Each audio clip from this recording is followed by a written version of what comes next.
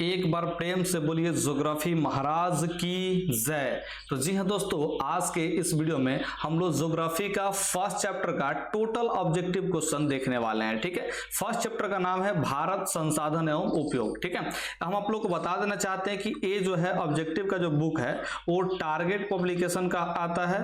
ये 2024 के लिए पब्लिश किया गया है। उसी 2024 के पब्लिश किया गया है उस किताब का जो है हम लोग सोल्यूशन देखने वाले हैं। ठीक है, ध्यान रखिएगा। तो इसमें जो है इस चैप्टर में टोटल जो है आप लोग क्वेश्चन देखने को मिल जाएगा। 131 क्वेश्चन दिया गया है। ठीक है, 131 क्वेश्चन के सॉल्यूशन यानी कि उसके आंसर्स जो है इस वीडियो में आपको देखने को मिल जाएंगे। एक एक बात पे, एक एक ऑब्जेक्टिव पे जो है हम लोग डिटेल में चर्चा करने वाले हैं, इसलिए इस वीडियो को शुरू से लेकर के अंत तक देखते रहिएगा। घबराइएगा नहीं, क्योंकि अगर आपको डिटेल में पढ़ना है तो थोड़ा ज्यादा टाइम तो देना पड़ेगा। ठीक है, तो वीडियो लंबा हो सकता है लेकिन आपको बेहतरीन ढंग से पढ़ाने का प्रयास किया जाएगा। ठीक है, क्वेश्चन नंबर 1 कह रहा है कि कोयला, ठीक है, किस प्रकार का संसाधन है। देखिए, संसाधन हम लोग उसको कहते हैं जो मानव के काम आता है। वे सारी वस्तुएं चाहे सारी पदार्थ जो है कच्ची मानव के लिए उपयोगी है, वो सारे के सारे संसाधन कहलाते हैं। उनमें से एक कोयला भी है जो कि मानव के लिए उपयोगी है। कोयला का उपयोग हम लोग बहुत अधिक मात्रा में करते हैं। ठीक है, हम इंसानों द्वारा कोयला का उपयोग बहुत अधिक मात्रा में किया जाता है। तो इसी का संसाधन का प्रकार पूछ रहा है। ठीक है, तो ये जो है संसाधन का प्रकार में कोयला जो है अनवीकरणीय संसाधन है। कारण क्या है, तो क्योंकि कोयला को प्राप्त करने के लिए जो है बहुत ज्यादा टाइम लग जाता है और एक बार कोयला का उपयोग कर देते हैं तो इसका जो है उपयोगिता खत्म हो जाता है। ठीक है, कहने का मतलब एक बार आप जैसे 1 किलो कोयला खरीद कर लाए और 1 केजी कोयला जो खरीद कर लाए, आप उसको जला दिए, जलाकर जो है उसके उष्मा का जो है उपयोग कर गए। ठीक है, तो अब आप चाहेंगे कि इसको दोबारा हम उपयोग कर पाए तो नहीं हो पाएगा। ठीक है, ध्यान रखिएगा। तो ये जो है अनवीकरणीय के अंतर्गत आएगा। ठीक है, अनवीकरणीय का संसाधन का परिभाषा आप लोगों को पता होगा, मुझे उम्मीद है। ठीक है, नवीकरणीय संसाधन जो कि बार बार उसको पूर्ति में किया जा सके, जैसे मान के चलेगा चीज है सूर्य का प्रकाश है, बार बार हम लोग के पास मिल जाता है। ठीक है, क्योंकि ये खत्म कभी होने वाला नहीं है, तो नवीकरणीय सूर्य का प्रकाश आएगा। तो इस कोयला जो है नवीकरणीय में नहीं आएगा। जैव किसको बोलेंगे, तो जो जीवों से प्राप्त होने वाला संसाधन है उसको जैव बोलेंगे। ठीक है, ध्यान रखिएगा। अजैव किसको बोलेंगे, तो जो सजीवों से प्राप्त नहीं होता है उसको क्या बोलते हैं जी, अजैव बोलते हैं। ठीक है, ध्यान रखिएगा। तो आप लोग जो है इस चारों में से अगर सबसे सही आंसर की बात करें तो हम लोग अनवीकरणीय संसाधन को ही टिक आउट करेंगे, क्योंकि पहले जो है इस सबसे सही आंसर मिल चुका है। चलिए यहाँ पे 2 नंबर सवाल पे चलते हैं। सौर ऊर्जा यानी कि सूर्य का ऊर्जा। सौर ऊर्जा का मतलब जो सूर्य के प्रकाश में जो ऊर्जा है, सूर्य के प्रकाश का ऊर्जा, ठीक है, या फिर सूर्य का ऊर्जा समझ लीजिए। इस ऊर्जा को निम्नलिखित में से कौन सा संसाधन में कौन सा प्रकार में आता है, इसको देखना है। ठीक है, तो आप लोग ध्यान रखिएगा, ये पुनः पूर्ति योग है, क्योंकि एक चीज जी ये बार बार हम लोग को प्राप्त हो जाता है, ये कभी खत्म नहीं होता है। ठीक है, और सूर्य जो है आप लोग जब तक जिंदा रहेंगे तब तक सूर्य खत्म होने वाला नहीं है, इस बात का ध्यान रखिएगा। क्या सूर्य सौर ऊर्जा जो है उसको मानव ने बनाया है? नहीं, तो मानव के संसाधन नहीं हो सकता। ठीक है, अजैव इसको कह सकते हैं, लेकिन यहाँ पे पहले ऑप्शन जो क्या चीज, ऑप्शन बी आगे हम लोग का सही, तो ऑप्शन बी पे ही हम लोग टिके रहेंगे, कोई दूसरा मानेंगे ऑप्शन टिक आउट करने की जरूरत नहीं है। यहाँ पे 3 नंबर क्वेश्चन कह रहा है कि तट रेखा से कितने किलोमीटर, यहाँ पे दरअसल किलोमीटर ना देकर के नॉटिकल माइल देता है। ठीक है, नॉटिकल माइल, ठीक है, एनएम दे देता है, तो आप लोग एनएम ही याद रखिएगा। किलोमीटर यहाँ पे मेरे ख्याल से गलत शब्द है। ठीक है, ध्यान रखिएगा। तो तट रेखा से कितने किलोमीटर क्षेत्र का सीमा और अपवर्जक आर्थिक क्षेत्र मैंने कहलाता है। तो अपवर्जक आर्थिक क्षेत्र जो होता है ये कितने किलोमीटर तक का जो सीमा है वो कहलाता है। तो आप लोग ध्यान रखिएगा 200 किलोमीटर यहाँ पे ऑप्शन के हिसाब से है। ठीक है, लेकिन ये किलोमीटर यहाँ पे नहीं होना चाहिए, यहाँ पे नॉटिकल माइल होना चाहिए, जो कि लगभग 370 किलोमीटर के आसपास होगा। ठीक है, और जो संपदा हम लोग का निहित है वो 19.2 किलोमीटर के आसपास है, तो उसको हम लोग आगे बात करेंगे, टेंशन लेने की जरूरत नहीं है। ठीक है, तो यहाँ पे 3 नंबर सवाल का जो है आंसर आप लोग 203 नॉटिकल माइल याद रखिएगा। ठीक है, कैसे याद रखिएगा जी, 200 नॉटिकल माइल। ठीक है, ध्यान रखिएगा। यहाँ पे 4 नंबर कह रहा है कि डाकू की अर्थव्यवस्था का संबंध है। ठीक है, तो ज्योग्राफी फर्स्ट चैप्टर में जो है एगो ऐसे मैंने कोठा में घेर करके जो है इसको परिभाषा दिया है डाकुओं का अर्थव्यवस्था। ठीक है, उसमें जो है बताया गया है कि संसाधन का जो विदोहन होता है उससे जो है संबंध इसका डाकुओं का अर्थव्यवस्था, यानी कि संसाधन का जो विदोहन करते हैं उसी को हम लोग डाकुओं का अर्थव्यवस्था ही कहते हैं। ठीक है, तो डाकू की अर्थव्यवस्था का संबंध किससे है जी? संसाधन के विदोहन से, यानी कि बर्बादी से। सिंपल सा मतलब समझिए कि संसाधन के बर्बादी से जो है इसका संबंध है। ठीक है। 5वां नंबर सवाल कह रहा है कि समुद्री क्षेत्र में राजनीतिक सीमा के कितनी किलोमीटर क्षेत्र तक संपदा, ठीक है, ये संपदा यानी कि संसाधन का ही बात कर रहा है, संपदा निहित है। ठीक है, तो ये आप लोग को हम अभी बताए थे कि 19.2 किलोमीटर के आसपास है। ठीक है, तो इतना दूर तक ले जो है संपदा निहित है राजनीतिक सीमा के, यानी कि राजनीतिक सीमा जो होता है ना जी, जैसे भारत का जो चित्र है तो यहाँ पर माने कि जो अंतिम लाइन जो है इससे कितना किलोमीटर जी? 19.2 किलोमीटर तक ले क्षेत्र में जो है क्या चाहिए जी? इस संपदा निहित है। ठीक है, ध्यान रखिएगा, उसके संपदा का हम लोग उपयोग करते रहते हैं। यहाँ पे 6ठा नंबर जो क्वेश्चन है, आप सभी लोगों को बहुत ही आसान क्वेश्चन दिखाई दे रहा होगा।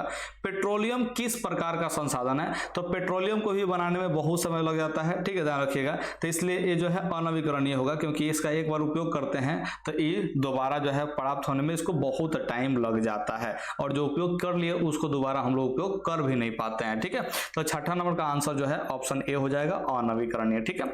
7 नंबर कह रहा है कि निम्न में कौन सी मिट्टी सर्वाधिक उपजाऊ मिट्टी है? मतलब सर्वाधिक उपजाऊ है। ठीक है, ध्यान रखिएगा, तो इसमें से सबसे अधिक मतलब कि उपजाऊ कौन है मिट्टी? ठीक है, तो पर्वतीय, क्या पर्वत पे जो है ज्यादा फसल उगता है? नहीं। मरुस्थल में यानी कि बलुई क्षेत्र में जो है नहीं उगता है। पीला क्षेत्र में भी ज्यादा फसल नहीं उगता है, लेकिन जलोढ़ मृदा, जैसे बिहार में जो है जलोढ़ मृदा पाया जाता है। बिहार का अधिकांश भूमि को कौन सा मृदा है जी? जलोढ़ मृदा ही है। ठीक है, और ये जो है बहुत अधिक उपजाऊ है, ध्यान रखिएगा, जलोढ़ मृदा। तो यहाँ पे चारों ऑप्शन का अगर बात करें तो चारों ऑप्शन में से जलोढ़ मृदा जो है सबसे अधिक उपजाऊ है। ठीक है, आप लोग इस चीज का ध्यान रखिएगा। यहाँ पे जो है 8 नंबर सवाल जो कह रहा है, 8 नंबर सवाल क्या कह रहा है जी? थोड़ा सा ध्यान रखिएगा। यहाँ पे 8 नंबर सवाल जो कह रहा है, काली मृदा का दूसरा नाम क्या है? यानी काली जो मृदा है उसका दूसरा नाम पूछ रहा है। ठीक है, यानी काला कलर का जो मिट्टी होता है उसका दूसरा नाम क्या है? तो आप लोग याद रखिएगा, रेगुर मृदा भी इसको कहते हैं। तो काली मृदा को ही रेगुर मृदा कहते हैं, इसलिए जो है 8 का ऑप्शन बी आप लोग टिक आउट कर लीजिएगा। हम उम्मीद करते हैं कि आप लोगों को जरूर समझ में आ रहा है। ठीक है, अगर अभी तक आप लोग इस वीडियो में बने हुए हैं, इसका मतलब आप जो है बहुत अच्छे ढंग से पढ़ने वाले विद्यार्थी हैं। ठीक है, बाकी जो है खेल जो कर रहा है विद्यार्थी उस सब में से नहीं है, आप जो है सीरियस हैं, आपको जो है 480 अंक ही लाने हैं, इसलिए जो है आप अभी तक वीडियो को देख रहे हैं। तो हम आप लोगों से यही कहना चाहते हैं कि आप लोग अंत तक बने रहिएगा जरूर। ठीक है, और अभी तक लाइक नहीं किए तो एक बार लाइक कर दीजिए, ताकि मुझे भी जो है क्या हो जाए जी, थोड़ा सा मोटिवेशन मिल जाए। ठीक है, ध्यान रखिएगा। तो यहाँ पे अगला जो कह रहा है, क्या कह रहा है जी? यहाँ पे कहाँ भाग गया? देखिए, मरुस्थलीय मृदा का विस्तार निम्न में से कहाँ है? ठीक है, इसको थोड़ा सा बड़ा कर लेते हैं, पता नहीं कैसे भाग गया। ठीक है, मरुस्थलीय मृदा का विस्तार निम्न में से कहाँ है? ठीक है, तो मरुस्थलीय मृदा का जो विस्तार है आप सभी लोग जानते होंगे राजस्थान में है, क्योंकि यहाँ पे जो है मरुस्थल जो है पाया जाता है। राजस्थान में क्या पाया जाता है जी? मरुस्थल पाया जाता है। उत्तर प्रदेश की भी अधिकांश भूमि जो है जलोढ़ मृदा वाली है। कर्नाटक महाराष्ट्र जो है नीचे है, ध्यान रखिएगा, नीचे की तरफ है। तो इधर जो है पहाड़ भी है, काली मृदा भी है, उधर बहुत सारा चीज है, ध्यान रखिएगा। तो यहाँ पे जो है राजस्थान सबसे सही आंसर होगा, 9 नंबर का ऑप्शन बी हो जाएगा। 10वां नंबर सवाल देखिए, सोपानी कृषि किस राज्य में प्रचलित है? ठीक है, तो सबसे पहले समझिए कि सोपानी जो कृषि है वो कौन सा कृषि होता है? तो आप लोग देखिएगा, पहाड़ी क्षेत्र में जो होता है सीढ़ीनुमा टाइप का जो कृषि होता है ना, सीढ़ीनुमा टाइप का, सीढ़ी टाइप का बना देता है सब। ठीक है, एक लाइन यहाँ पे कृषि होगा, फिर एक लाइन यहाँ पे कृषि होगा, फिर एक लाइन यहाँ पे कृषि होगा, ऐसे सीढ़ी टाइप का जो है बना देता है। लो, ठीक है, ध्यान रखिएगा, इसी को हम लोग सोपानी कृषि कहते हैं। तो सोपानी कृषि कहाँ होगा? तो मैदानी क्षेत्र में तो नहीं होगा, ये सब तो जो है पहाड़ी क्षेत्र में होता है। हरियाणा भी मैदानी क्षेत्र है लगभग, पंजाब भी मैदानी क्षेत्र है लगभग। ठीक है, तो यहाँ पे उत्तराखंड ही सबसे सही आंसर होगा, ऑप्शन बी हो जाएगा। ठीक है, ध्यान रखिएगा।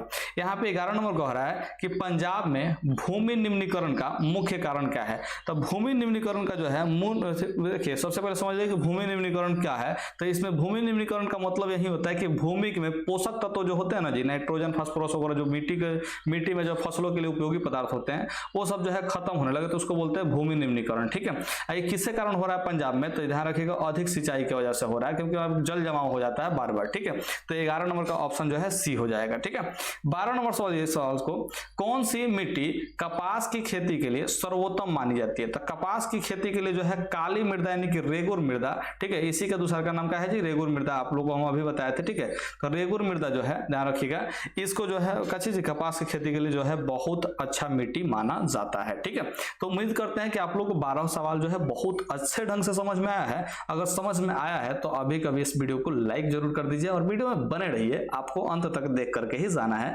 क्योंकि आपको टोटल हम 131 को ऑब्जेक्टिव से भी ज्यादा ऑब्जेक्टिव आपको जो है हम पढ़ाने वाले हैं। ठीक है, ध्यान रखिएगा। तो यहाँ पे 12 नंबर सवाल जो है बना लिए, तो अब चलते हैं 13 नंबर सवाल पे। और 13 नंबर सवाल के लिए देखिए यहाँ पे सादा पेज आ गया, क्योंकि यहाँ पे जो लैपटॉप है वो अपना जवाब दे रहा है, कह रहा है कि 131 क्वेश्चन बनैबो हम ना बनावे देम, तू का कह लेबो, लेकिन हम कहते नहीं कि हम बनाए। ठीक, तो 13 नंबर सवाल देखिए, भारत में लगभग कितने करोड़ हेक्टेयर भूमि का क्षरण हो चुका है। ठीक है, तो भारत में जो है लगभग 13 करोड़ हेक्टेयर जो है भूमि का क्षरण हुआ है। क्या हुआ जी? क्षरण हुआ है। ठीक है, कहने का मतलब जो है मिट्टी जो है यहाँ से मिट्टी यानी कि हट करके दूसरे जगह गया है। ठीक है, इसको भूक्षरण भी बोलते हैं, भूमि का क्षरण यानी कि भूक्षरण भी इसको बोलते हैं। ठीक है, ध्यान रखिएगा। यहाँ पे जो है नीचे आप लोग को देख रहे हैं कि बार बार मंत्रा का जो है कुछ आ जा रहा है। ठीक है, इसको भी खत्म करना जरूरी है। मेरे ख्याल से जब इंटरनेट कनेक्ट हो जाएगा तो नहीं आएगा। चलिए यहाँ पे 14 नंबर देख लेते हैं, मेढक के प्रजनन को नष्ट करने वाला रसायन कौन सा है। ठीक है, तो मेढक के प्रजनन को नष्ट करता है। कहने को तो देखिए खेत में जो है मेढक होता है, खेत में क्या होता है जी? मेढक होता है, जो कि आपके जो फसल उगते हैं, जब भी आप लोग का गेहूं चाहे धान वगैरह का जो फसल उगता है ना जी, ठीक है, तो उसमें बहुत सारे कीड़ा मकोड़ा जो है खेत में आपके आ जाते हैं। उस खेत में कीड़ा मकोड़ा खाने के लिए जो है मेढक बहुत जरूरी होता है, तो खेत में मेढक जो है होना बहुत जरूरी है। तो मेढक जो होता है, ठीक है, ध्यान रखिएगा, तो इसके प्रजनन को नष्ट कर देता है। प्रजनन मतलब कि ये जो है अपने संख्या में वृद्धि नहीं कर पाते हैं, अपनी बाल बच्चा को पैदा नहीं कर पाते हैं। ठीक है, इनका एक क्षमता ही नष्ट हो जाता है। उसके लिए जो है एक लोग मैंने क्या करता है जी, लोग एक रसायन छीट देता है। ठीक है, उस रसायन का नाम क्या है जी? एंड्रीन नाम है। इस एंड्रीन रसायन को जब छीट देगा लोग, तो क्या होगा कि मेढक का प्रजनन क्षमता ही नष्ट हो जाएगा, यानी कि नए मेढक जो है उत्पन्न नहीं हो पाएंगे। ठीक है, यानी कि नए मेढक जो है पैदा नहीं लेंगे, जिसकी वजह से होगा ही कि आपके खेत में जो है कीड़ा मकोड़ा जो है ज्यादा मतलब कि ज्यादा मात्रा में आ जाएगा और आपके फसल को जो है बर्बाद कर देगा। इसलिए मेढक का रहना जरूरी है। तो एंड्रीन नामक रसायन को छीटा न करें।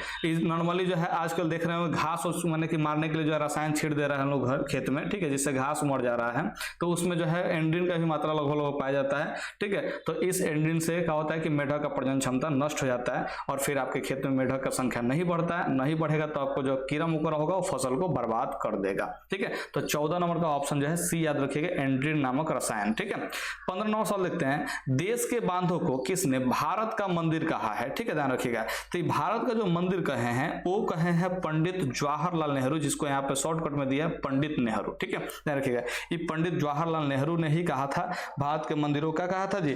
तो यहाँ पे भारत का मंदिर कहा है किसको जी? देश के बांधों को। ठीक है, ध्यान रखिएगा। तो देश के बांध को आज के डेट में क्या कहा जाता है जी? भारत का मंदिर कहा जाता है। उम्मीद करते हैं आप लोग मेरे बातों को समझ पा रहे होंगे। ठीक है, तो थोड़ा सा यहाँ पे पसीना उसीना हो रहा है, तो इसको हम पोंछ लेने के बाद जो है पढ़ा रहे हैं। आपको टेंशन लेने का जरूरत नहीं है। ठीक है, पढ़ाई तो संपूर्ण रूप से होगा। ठीक है, तो चलिए यहाँ पे अब जो है 16 नंबर सवाल पे आ जाते हैं। 16 नंबर सवाल करें, कुल जल का कितना प्रतिशत भाग महासागरों में निहित है। ठीक है, तो यहाँ पे हम लोग को कुल जल का जो है कितना प्रतिशत भाग जो है महासागरों में निहित है। महासागरों में यानी कि जो बड़का जो महासागर है, ठीक है, जैसे प्रशांत महासागर, हिंद महासागर, ये सब महासागर का बात कर रहा है। ठीक है, तो कुल जल कितना परसेंट है, तो अगर हम बात करते हैं, ध्यान रखिएगा, जो बिहार बोर्ड का जो सरकारी किताब है, ठीक है, उसमें पेज नंबर जो है पेज 29 में जो दिया है, ठीक है, ध्यान रखिएगा, वो डाटा दिया है 96.5। ठीक है, 96.5% जो है ये जल महासागरों में जो है निहित है। इस माने कि जो बिहार बोर्ड वाला है, ठीक है, BST BPC वाला जो किताब जो है ना जी, इस किताब में जो है पेज नंबर 29 में दिया है 96.5%, जो कि इसमें किसी भी ऑप्शन में नहीं है।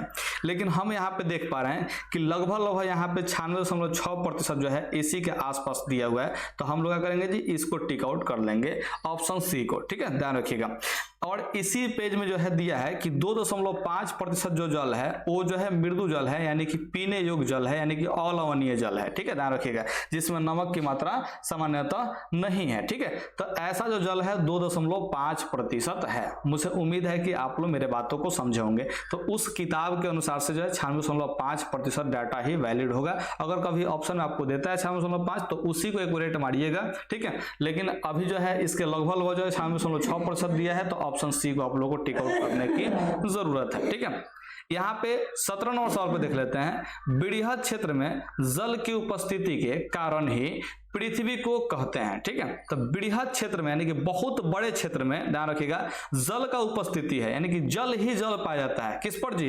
पृथ्वी पर। इसीलिए पृथ्वी को क्या कहते हैं? तो आप लोग जानते होंगे कि पृथ्वी को नीला ग्रह कहते हैं, क्योंकि आसमान से जब देखते हैं पृथ्वी को तो यह नीले कलर का दिखाई देता है। कहने का तात्पर्य यही है कि पृथ्वी पर अधिकांश मात्रा में जो है जल ही जल है, जो कि नीले कलर को प्रकीर्णित करता है। इसलिए आसमान से जब देखते हैं तो पृथ्वी नीला दिखाई देता है, इसलिए पृथ्वी को नीला ग्रह कहते हैं। मुझे उम्मीद है कि आप लोग को 17 नंबर सवाल जो है अच्छे ढंग से समझ में आ गया है।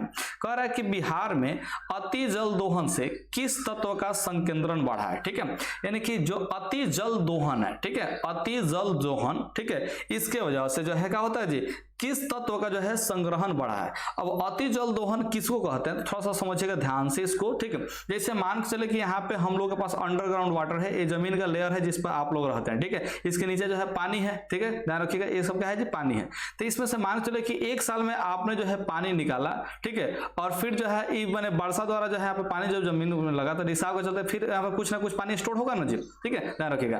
तो अगर ध्यान रखिएगा इस बात का, अगर यहाँ पे जो स्टोर पानी हो रहा है, जो बारिश के चलते जो जल जमाव के कारण जो है फिर रिसाव के कारण जो है अंडरग्राउंड वाटर जो है फिर से वापस से भर रहा है। ठीक है, इस पानी के मुकाबले आपने अगर ज्यादा पानी निकाल लिया तो इसी को बोलते हैं अति जल दोहन। क्या बोलते हैं जी? अति जल दोहन। कहने का मतलब जो है जितना पानी रिसाव के माध्यम से जो है नीचे जमा हुआ, ठीक है, उससे ज्यादा आपने एक साल में निकाल लिया। ठीक है, ध्यान रखिएगा। तो उसको हम लोग क्या बोलेंगे जी? अति जल दोहन। और इसके कारण ये जो है पृथ्वी पर कौन सा तत्व का जो है संकेंद्रण बढ़ा, यानी कौन सा तत्व है वो ज्यादा मात्रा में बढ़ा हुआ है। ठीक है, इसके बारे में पूछ रहा है, तो उसका नाम है आर्सेनिक। आर्सेनिक का जो है तत्व का मात्रा का है जी बढ़ा हुआ है। ठीक है, 19 नंबर सवाल पे हम लोग आ जाते हैं। 19 नंबर सवाल हो बहुत ही आसान सा सवाल दिया है, बहुत ही बढ़िया सा सवाल दिया है। देखिए क्या कह रहा है जी, प्राणियों के शरीर में कितना प्रतिशत जल की मात्रा निहित होती है। ठीक है, तो प्राणियों के शरीर में जो है कितना प्रतिशत जल की मात्रा निहित होती है जी? तो आप सभी लोग जानते हैं 65%। किसी किसी किताब में हमने 55% भी देखा है, लेकिन एनसीईआरटी 65% को मानता है, इसलिए हम लोग यहाँ पे 65% को ही टिक आउट करेंगे। जो बिहार बोर्ड वाला किताब पब्लिश हुआ है भूगोल वाला, ठीक है, उसमें 65% डाटा दिया है, तो 65% को ही हम लोग वैलिड मानेंगे। इस चीज का आप लोग पूरा ख्याल रखिएगा। ठीक है, यहाँ पे 20 नंबर कह रहा है कि विश्व की कितनी प्रतिशत जनसंख्या भारत में निवास करती है। आपको पता है कि भारत में जो है जनसंख्या आज के डेट में नंबर 1 आ गया है, यानी कि विश्व में सबसे ज्यादा जनसंख्या वाला जो देश है वो है भारत। ठीक है, आप लोग को ये बात पता है।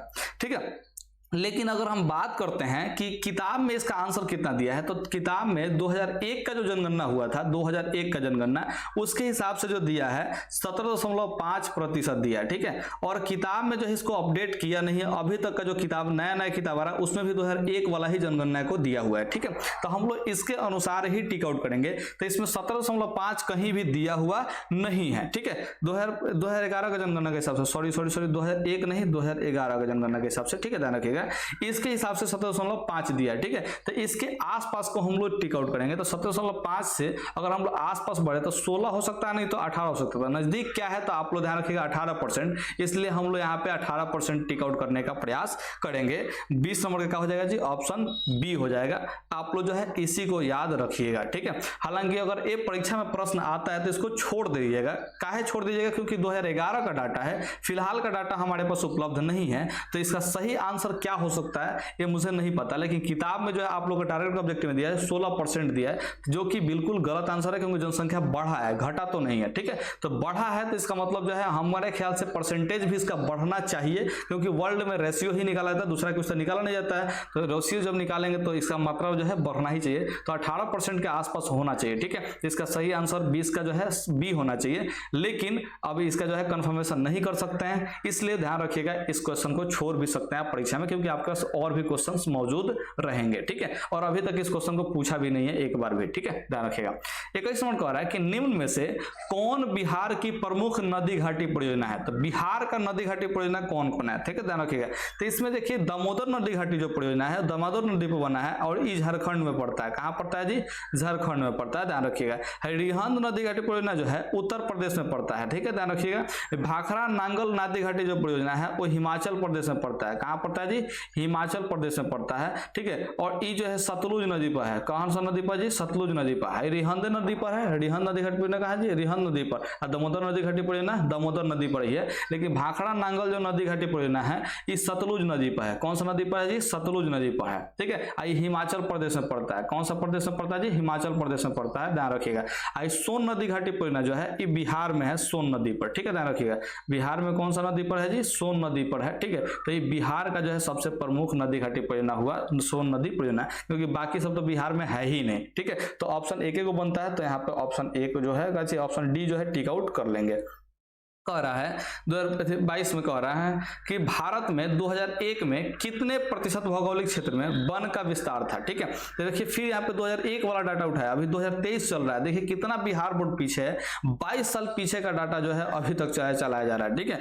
यार अपडेट कर लो यार, बिहार बोर्ड वाले क्या कर रहे हो। अगर मेरा जो है वीडियो आप लोग पहुंचा देते हैं बिहार बोर्ड में से किसी को, ठीक है, तो यार अपडेट करने का प्रयास करें। जो भी अगर बिहार बोर्ड से कोई देख रहा हो मेरे वीडियोस को, वैसे तो देखेगा नहीं कोई, ठीक है, लेकिन अगर देख रहा हो गलती से भी तो यार अपडेट कर लो यार, ठीक है। 22 साल पहले का जो है डाटा आप लोग दिखा रहे हो, क्या करें हम लोग, ठीक है। 22 साल पहले का डाटा किताब में भी वही उपलब्ध है, आप लोग जो है चेंज कर ही नहीं रहे हो, ठीक है, ध्यान रखिएगा। इसको थोड़ा सा चेंज करने का प्रयास करें डाटा को, क्योंकि पढ़ाने में जो नया नया अगर मैंने कि डाटा देंगे तो विद्यार्थी लोग भी क्या होंगे जी? खुश रहेंगे कि चलो भाई नया नया कुछ मिल रहा है। अब होता है कि हम लोग को रिसर्च करके क्लास में लिखवाना पड़ता है, फिर दोनों को याद करवाना होता है कि भाई किसको टिक आउट करना है, क्योंकि किताब तो 2001 वाला है, तो 2001 का डाटा दिखाया तो 2001 वाला ही टिक आउट करना पड़ेगा। नया डाटा जो है करंट अफेयर्स के रूप में याद करो, जो कि आम लोग पूछेगा तो उसको आम लोग को बताना है। तो आप लोग जो है थोड़ा सा अपने आप को अपडेट कीजिए, ताकि विद्यार्थी को एक ही डाटा याद करना पड़े और उसको कोई परेशानी ना होना पड़े, ठीक है, ध्यान रखिएगा। यहाँ पे देखिए क्या कह रहा है जी, भारत में 2001 में कितने प्रतिशत भौगोलिक क्षेत्र में वन का विस्तार था, ठीक है।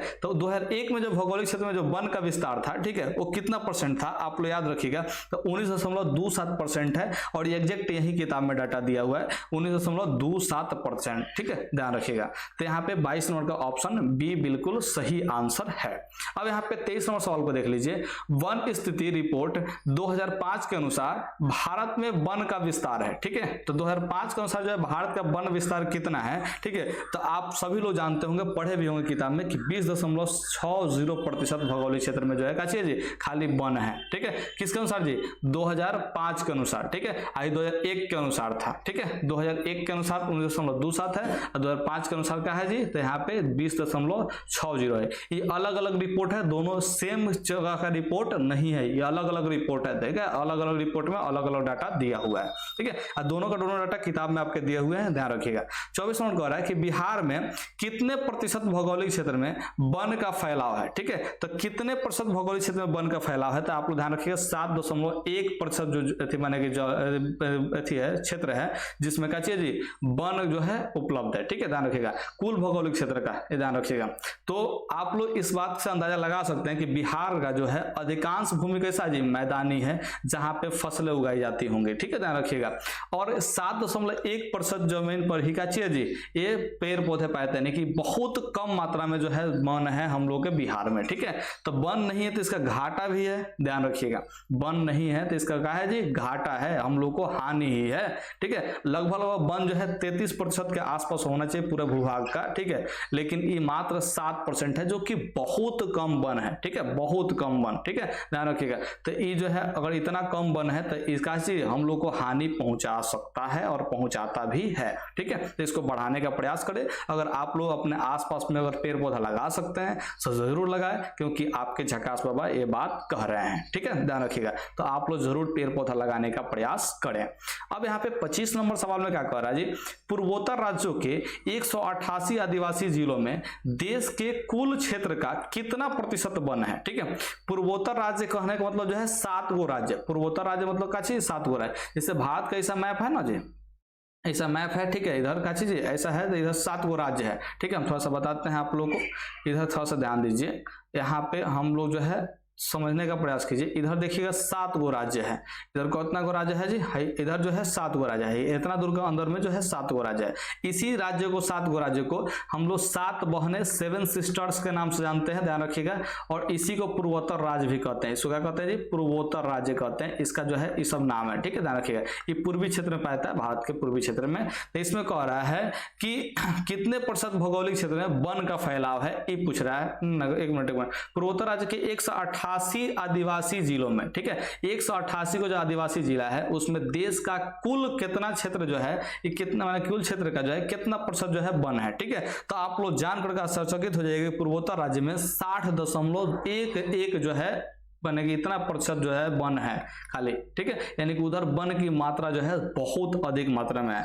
यार काश उधर वाला वन जो है बिहार में भी आया था, थोड़ा सा हम लोग को ठंडक मिल जाता है, राहत मिल जाता है गर्मी से, ठीक है। लेकिन ऐसा होगा नहीं, क्योंकि हम लोग के पास जमीन जो है उपजाऊ जमीन है, और उपजाऊ जमीन में खेती करना बहुत ही जरूरी है, ठीक है। हालांकि वन नहीं होने की वजह से इसका हम लोग को घाटा भी है, इस बात का आप लोग जरूर ध्यान रखिएगा, ठीक है। घाटा बहुत है, हालांकि फायदा भी है, क्योंकि हम लोग क्या करते हैं जी, खेती करते हैं, फसल उगाते हैं और फसल को अच्छे रेट में बेच पाते हैं, तो हम लोग को फायदा है। लेकिन वन होना भी बहुत ही ज्यादा जरूरी है। तो 25 नंबर का जो है यहाँ पे ध्यान रखिएगा।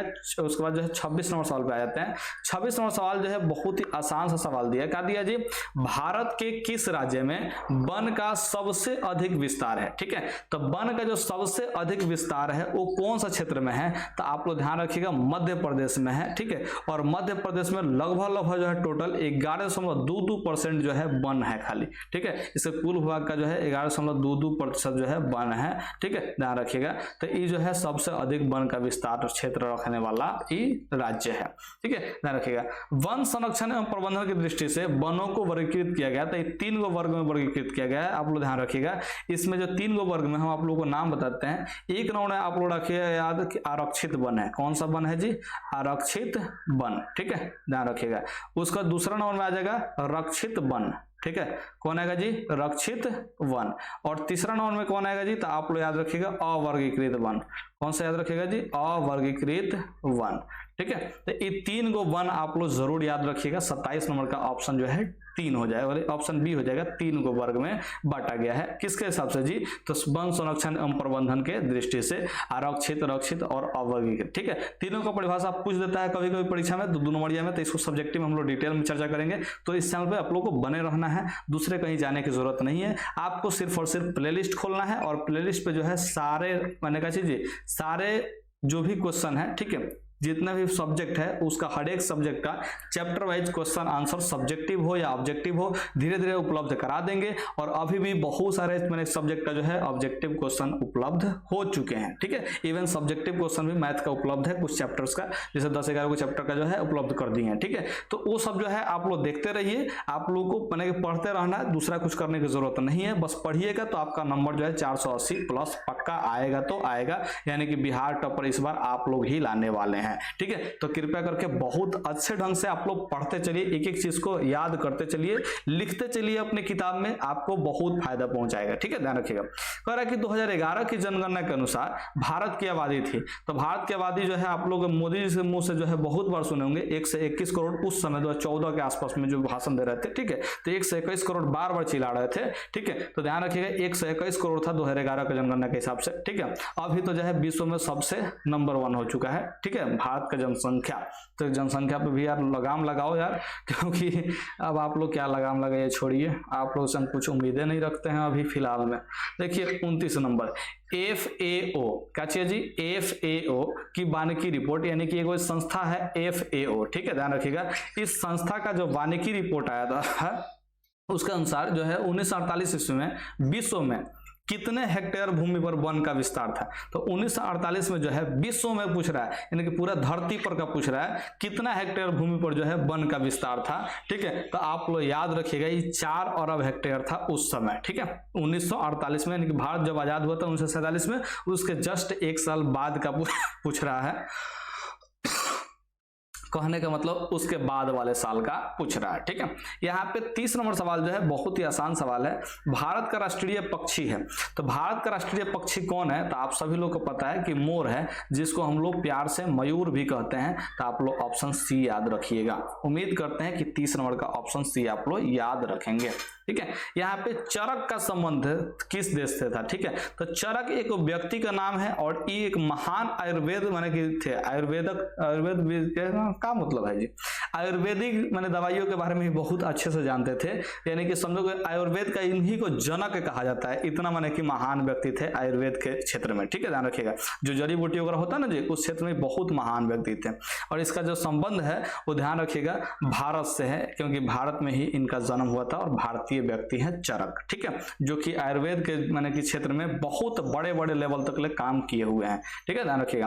कह रहा है कि टैक्सोल का उपयोग होता है, तो सबसे पहले समझिए कि टैक्सोल जो है एक रसायन है जो कि हिमालय यौ, ठीक है ध्यान रखिएगा, हिमालय यौ इस नाम का जो पौधा है, ठीक है, इसी पौधा से जो है इस रसायन को निकाला जाता है और इसका उपयोग किया जाता है कैंसर के उपचार में। ठीक है, कैंसर जो रोग होता है ना, कैंसर बहुत खतरनाक रोग है। ठीक है, इस वजह से समझो कि जिसको हो गया उसको माने कि उसका जान जाने वाला ही है या जान चाहे चला जाएगा। ठीक है, तो एक कैंसर जो है ऐसा रोग है, बहुत खतरनाक रोग है और इसी के इलाज में जो है टैक्सोल का जो है उपयोग होता है, जो कि हिमालय यौ से निकलता है। ठीक है, ये पहाड़ों में पाया जाता है, ध्यान रखिएगा।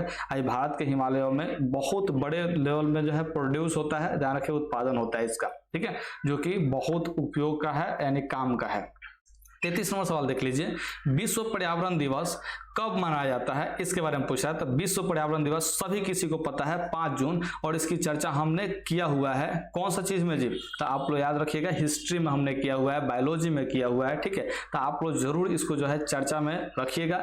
कब किया गया था शुरुआत, ये सब चीज बताए हैं। तो अगर आप लोगों ने बायोलॉजी का सीरीज नहीं देखा यार, तो क्या कर रहे हो?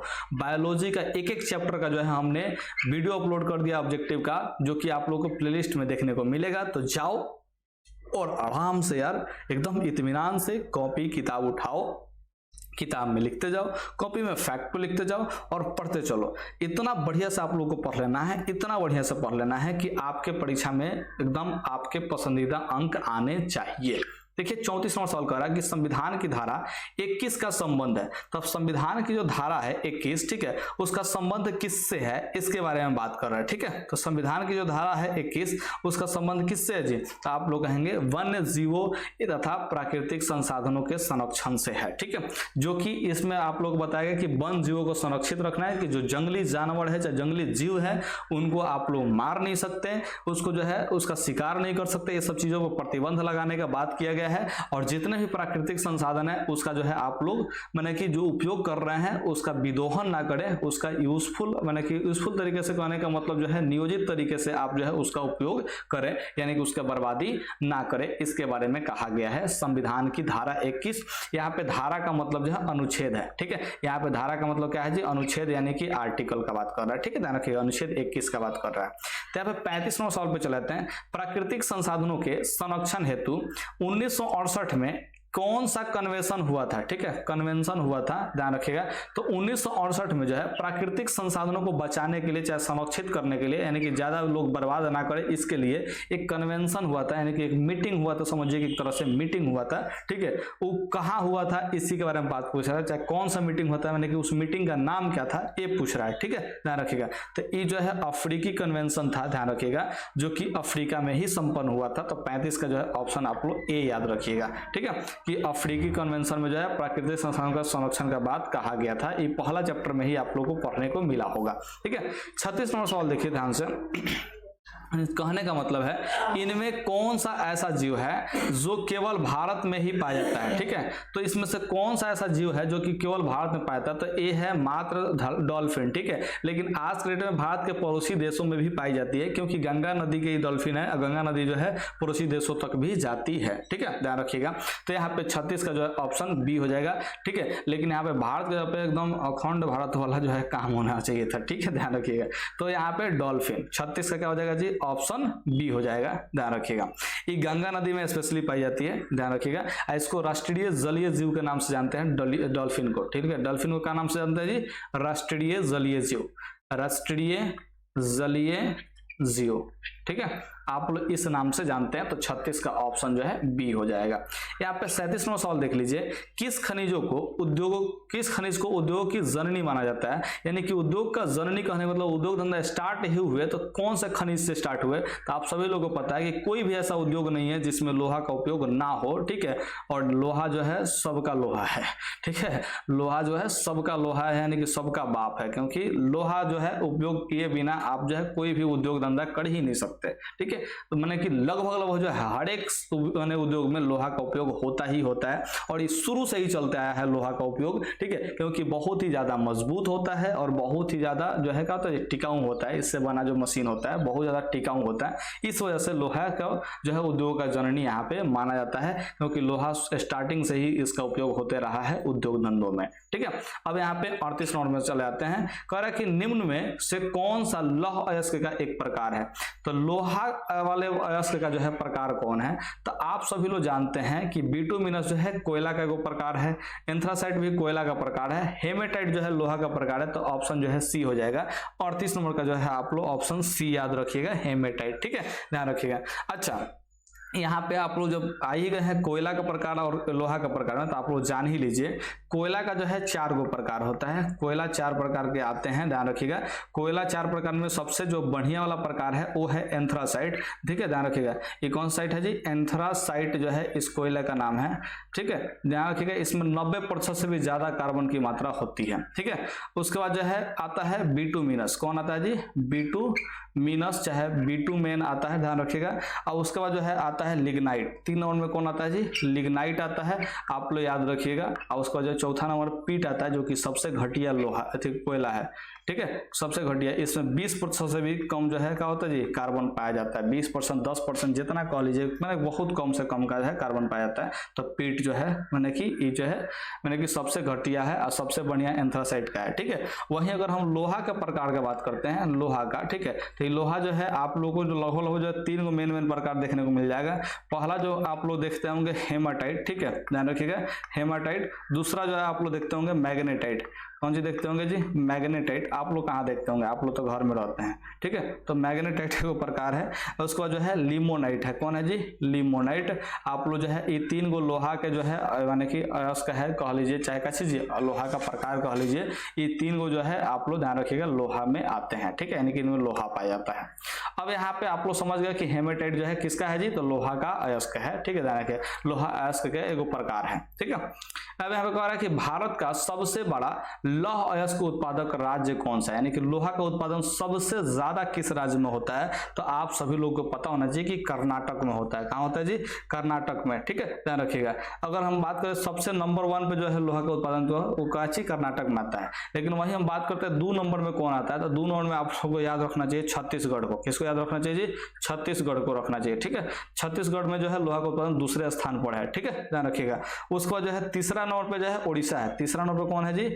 उड़ीसा है, ठीक है, ध्यान रखिएगा। चौथा नंबर पे जो है आप लोग याद रखिएगा गोवा है। चौथा नंबर पे कौन है जी? गोवा है। और 5वां नंबर पे जो है झारखंड है, ठीक है। तो पहला नंबर पे कर्नाटक है, दूसरा नंबर पे छत्तीसगढ़ है, और तीसरा नंबर पे उड़ीसा है, चौथा नंबर पे गोवा है, और 5वां नंबर पे झारखंड है। आप लोग ये 5वां क्रम याद रखिएगा। हालांकि पूछता पहला वाला है, यानी कि प्रथम वाला ही पूछता है। जैसे आप लोग भी जब टॉप करेंगे ना, बिहार टॉपर, ठीक है, तो पूरे बिहार भर में का आप लोग आसपास के राज्य में भी चर्चा की जाएंगी कि हाँ ये फलाने व्यक्ति जो है बिहार टॉपर आए हैं, ठीक है। तो प्रथम को याद रखा जाता है। वहीं सेकंड कौन है उसको कोई याद नहीं रखता। सेकंड कौन है उसको कोई याद नहीं रखता है, इसलिए प्रथम वाला आप लोग भी यहाँ पे याद रखिएगा। बाकी या मन करे तो याद कर लीजिएगा, नहीं मन करे तो कोई बात भी नहीं है, पूछ देगा तो छोड़ दीजिएगा, क्या दिक्कत है। यहाँ पे 40 नंबर पे चले आते हैं। भारत में लगभग कितने खनिज पाए जाते हैं ये पूछ रहा है। तो भारत में जो है 100 से भी ज्यादा खनिज पाए जाते हैं, ठीक है, ध्यान रखिएगा। तो ऑप्शन जो है सी हो जाएगा। क्या हो जाएगा जी? ऑप्शन सी हो जाएगा। भारत में 100 से भी ज्यादा जो है खनिज पाए जाते हैं, ठीक है। यहाँ पे कह रहा है 41 नंबर का रहा है, इनमें कौन से लौह युक्त खनिज का उदाहरण है, ठीक है। तो लौह युक्त खनिज का जो उदाहरण है ध्यान रखिएगा, इसमें से कौन है जी? तो आप लोग कहेंगे कि सर लौह युक्त खनिज का जो उदाहरण है वो है मैग्नीज, ठीक है। मैग्नीज जो है ये लौह युक्त होता है, यानी कि लोहा से युक्त होता है, ध्यान रखिएगा। इसका खनिज में जो है लोहा का प्रचुर मात्रा तो नहीं कहेंगे, यानी कि लोहा का मात्रा पाया जाता है। तो 41 नंबर का आप लोग ऑप्शन सी याद रखिएगा, ठीक है। हालांकि ये वाला जो क्वेश्चन का आंसर है ऑप्शन है, गलती लग रहा है, ठीक है, लेकिन फिर भी आप लोग ऑप्शन सी याद रखिए क्योंकि दिया हुआ है किताब में। इनमें कौन अत्याधिक खनिज का उदाहरण है? अधात्विक खनिज का। कौन सा खनिज का जी? अधात्विक, यानी कि जिसमें धातु नहीं पाया जाता है, ठीक है। देखिए लौह युक्त में लोहा पाया जाएगा, अधात्विक में क्या होगा जी? धातु नहीं पाया जाएगा, ठीक है। और धात्विक खनिज कहेगा तो उसमें धातु पाया जाएगा। ये अधात्विक है, अ लगाया है अ, ठीक है, तो अ माने न, यानी कि धातु इसमें नहीं पाया जाएगा। तो कौन में धातु नहीं पाया जाता? देखिए सोना जो है धातु है खुद, ये तो नहीं होगा। चांदी धातु है, नहीं होगा। टीन धातु है, नहीं होगा। तो अभ्रक जो है अधातु है, ठीक है, ध्यान रखिएगा, अधातु के रूप में आएगा, तो ये अधात्विक खनिज हुआ। अभ्रक क्या हुआ जी? अधात्विक खनिज हुआ। मुझे उम्मीद है कि आप लोग याद रखेंगे। तो 42 नंबर का जो है ऑप्शन डी हो जाएगा, ठीक है। उसके बाद हम लोग चले आते हैं 43 नंबर सवाल पे। कह रहा है क्या चीज जी? छत्तीसगढ़ भारत का कितना प्रतिशत लौह अयस्क का उत्पादन करता है? तो छत्तीसगढ़ जो है भारत का कितना प्रतिशत लौह, यानी कि देखिए 2 नंबर बताया था ना, लोहा के मात्रा में मामला में कितना नंबर स्थान है जी? 2 नंबर स्थान है उसके उत्पादन में, ठीक है। तो ये जो है लगभग 20% जो है अकेले लोहा का उत्पादन करता है, ठीक है, ध्यान रखिएगा। तो 20% इसको याद रखिएगा। 43 नंबर का ऑप्शन बी हो जाएगा, ठीक है। 44 नंबर कह रहा है कि मैग्नीज उत्पादन में भारत का विश्व में कौन सा स्थान है? ठीक है, तो जो मैग्नीज का उत्पादन हम लोग करते हैं, ठीक है, तो विश्व में जो है ध्यान रखिएगा भारत का स्थान 3य नंबर पे है, क्योंकि तीसरा नंबर जो है बड़का देश है जो कैच करता है जी, यहाँ पे सबसे मैंने सबसे ज्यादा कर रहा है। तीसरे नंबर पर जो है मैग्नीज का उत्पादन करता है भारत। कौन जी? भारत, ठीक है। तो यहाँ पे आप लोग ध्यान रखिएगा पहले नंबर पर कौन उत्पादित करता है जी मैग्नीज का? तो पहले नंबर पर जो है उत्पादन करने में जो है रूस जो है आता है। पहले नंबर पर कौन आता है जी? रूस आता है। और दूसरे नंबर पर आप लोग याद रखिएगा दक्षिण अफ्रीका को। किसको याद रखिएगा जी? दक्षिण अफ्रीका को, जो कि यानी कि मैग्नीज का उत्पादन जो है करता है। और उसके बाद तीसरा नंबर पे जो है भारत ही आता है। तो आप लोग भारत को भी जरूर याद रखिएगा, इसको इग्नोर करने की जरूरत नहीं है, ठीक है, ध्यान रखिएगा। 45 नंबर सवाल कह रहा है कि 1 टन इस्पात बनाने में कितने मैग्नीज का उपयोग होता है? ठीक है, 1 टन इस्पात बनाना है। कितना टन बनाना जी? 1 टन इस्पात बनाना है, तो इसमें मैग्नीज का कितना उपयोग होगा? तो आप लोग याद रखिएगा इसमें 10 किलो मैग्नीज का उपयोग होता है। और इसको भी एनसीईआरटी में देखिएगा छोटा सा मैंने कोठा में करके दिया हुआ था, ठीक है, ध्यान रखिएगा। तो इसमें आप लोग पढ़े होंगे, ठीक है, ध्यान रखिएगा। तो यहाँ पे 46 नंबर सवाल पे आ जाते हैं। क्या कह रहा है कि उड़ीसा किस खनिज का सबसे बड़ा उत्पादक है? तो उड़ीसा जो है किस खनिज का सबसे बड़ा उत्पादक है? तो आप लोग याद रखिएगा मैग्नीज का ही सबसे बड़ा उत्पादक है। तो यानी कि भारत में सबसे ज्यादा कहीं पे मैग्नीज निकलता है, तो कहाँ निकलता है जी? उड़ीसा से निकलता है। आप लोग इसको याद रखिएगा। और ये अकेले मैग्नीज का उत्पादन जो उड़ीसा करता है वो करता है कितना जी? 37% के आसपास लगभग करता है ये अकेले उत्पादन। कौन? उड़ीसा। अकेले उड़ीसा जो है देश भर में 37% जो है मैंने कि मैग्नीज का उत्पादन कर देता है लगभग, ठीक है, ध्यान रखिएगा। यहाँ पे कह रहा है कि 27 नंबर में एल्यूमिनियम बनाने के लिए गड़बड़ हो गया, एल्युमिनियम बनाने के लिए किस खनिज की आवश्यकता पड़ती है? तो कौन सा खनिज की आवश्यकता पड़ेगी एल्युमिनियम बनाने के लिए? तो आप लोग याद रखिएगा बॉक्साइट का पड़ेगा, क्योंकि बॉक्साइट जो है एल्युमिनियम का एक अयस्क है। ये क्या है जी? एल्युमिनियम का एक अयस्क है, ठीक है, एल्युमिनियम का अयस्क है, ठीक है, इसको आप लोग याद रखिएगा, एल्युमिनियम का अयस्क है, ठीक है। उम्मीद करते हैं कि आप लोगों को ये सब बात जो है समझ में आ रहा है। यहाँ पे 48 नंबर सवाल कह रहा है, क्या कह रहा है जी कि देश में तांबे का कुल भंडार कितना है? देश में जो है तांबा का कुल भंडार कितना है? तो आप लोग कहेंगे 125 करोड़ टन है।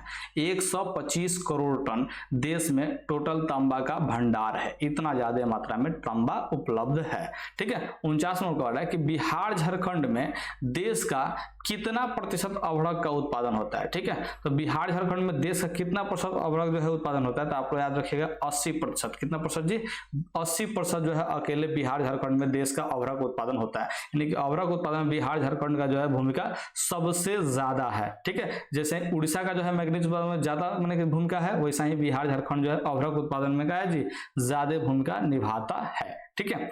अब यहाँ पे 50 नंबर देखते हैं जी, सीमेंट उद्योग का सबसे प्रमुख कच्चा माल क्या है? यानी कि सीमेंट जो बनाया जाता है उसमें सबसे माने कि प्रमुख जो कच्चा माल के रूप में होता है वो कौन सा है? तो आप लोग याद रखिएगा चूना पत्थर। यानी कि सीमेंट में सबसे ज्यादा जो है चूना पत्थर का ही उपयोग होता है, ठीक है, आप लोग इसको याद रखिएगा। 51 नंबर सवाल में कह रहा है कि किस राज्य में खनिज तेल का विशाल भंडार है? ठीक है, तो कौन सा राज्य में खनिज तेल का जो है विशाल भंडार है? तो आप लोग ध्यान रखिएगा असम है। कौन है जी? असम है, ठीक है। तो यहाँ पे 51 का जो है ऑप्शन आप लोग ए याद रखिएगा। कितना याद रखना है जी? 51 का ऑप्शन ए याद रखना है। 52 नंबर देखिए, यहाँ पे आप लोग को थोड़ा 52 नंबर ऊपर लेके चले जाते हैं, उसके बाद बताते हैं, ठीक है। तो 52 नंबर कह रहा है कि भारत में किस राज्य किस स्थान पर पहला परमाणु ऊर्जा स्टेशन स्थापित किया गया था। ठीक है, तो भारत में जो है कौन सा स्थान पर जो है पहला परमाणु ऊर्जा, जो कि आप लोग ध्यान रखना है कि पहला जो परमाणु स्टेशन स्थापित तो किया गया था, लेकिन ये एशिया का सबसे बड़ा का परमाणु स्टेशन है। ठीक है, जो कि नाम है तारापुर का चीज, तारापुर। ठीक है, ध्यान रखिएगा। ये महाराष्ट्र के जो है बेसर में स्थापित किया गया था। कहाँ स्थापित किया गया था? महाराष्ट्र के बेसर में। आप लोग हम लिख भी देते हैं, महाराष्ट्र के बेसर में है। ठीक है, ध्यान रखिएगा, महाराष्ट्र। ये कब स्थापित किया गया था जी? तो 1969 में स्थापित किया गया था। ठीक है, तो 52 का जो है ऑप्शन डी हो जाएगा। ठीक है, 53 नंबर सवाल देख लीजिए, कौन सा ऊर्जा स्रोत अनवीकरणीय है? तो अनवीकरणीय ऊर्जा का स्रोत कौन है, यानी कि जिसको जल्दी से प्राप्त नहीं किया जा सकता है, जिसको एक बार उपयोग करेंगे तो खत्म हो जाएगा। ठीक है, तो ऐसा उपयोग माने कि ऐसा कौन है जी? खनिज पदार्थ। तो आप ध्यान रखिएगा, ये कोयला है, ये संसाधन जो है अनवीकरणीय है। ठीक है, कह रहा है कि प्राथमिक ऊर्जा का उदाहरण नहीं है। प्राथमिक ऊर्जा का उदाहरण कौन नहीं है इसमें से? ठीक है, तो इसका पूछ रहा है, तो यहाँ पे क्या हो जाएगा जी? विद्युत हो जाएगा।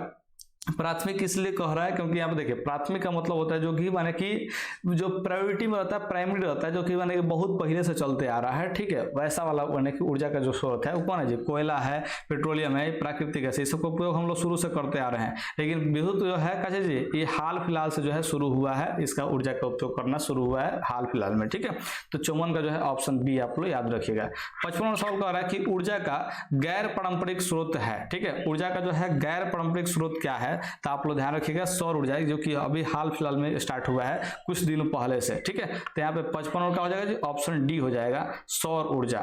यहाँ पे 56 नंबर सवाल पे हम लोग चले आते हैं। क्या कह रहा है जी? गोंडवाना समूह के कोयले का निर्माण हुआ है। तो गोंडवाना समूह का जो कोयला का निर्माण हुआ है कब हुआ है जी? तो आप लोग ध्यान रखिएगा, 20 करोड़ वर्ष पहले।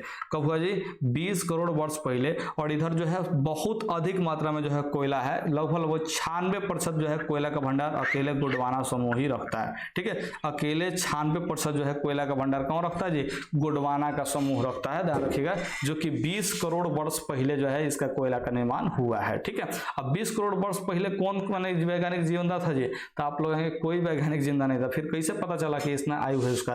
ध्यान रखिएगा, कार्बन 14 नाम की पद्धति आती है, जो कि बायोलॉजी में पढ़ाए थे हमने। ठीक है, तो आप लोग बायोलॉजी वाला सीरीज जा करके जरूर देखिए, आप लोग को बहुत फायदा मिलने वाला है। ठीक है, 57वां सवाल पे आ जाते हैं। भारत में कोयले का सर्व प्रमुख उत्पादक राज्य है। ठीक है, तो भारत में जो है कोयले का सर्व प्रमुख उत्पादक राज्य कौन है, यानी कि सबसे ज्यादा कोयला का उत्पादन कौन सा राज्य करता है? तो आप लोग याद रखिएगा, झारखंड करता है। कौन करता है जी? झारखंड, यानी कि 57 का जो है ऑप्शन बी हो जाएगा। ठीक है, कह रहा है कि सर्वोत्तम कोयले का प्रकार क्या है? तो आप लोगों को पता है कि एंथ्रासाइट जो है सर्वोत्तम है, यानी कि सबसे अधिक मात्रा में जो है एंथ्रासाइट में जो है कार्बन पाया जाता है। लगभग 90% से भी ज्यादा जो है कोयला जो है इसी में पाया जाता है, मैंने कार्बन इसी में पाया जाता है। ठीक है, ध्यान रखिएगा। अब पीट जो है सबसे खतरनाक है, यानी कि 20% 30% के मैंने कि नीचे पाया जाता है, तो 30% मान के चलते हैं कि 30% से भी कम इसमें पाया जाता है पीट में। ठीक है, 30% से भी कम पाया जाता है, ध्यान रखिएगा।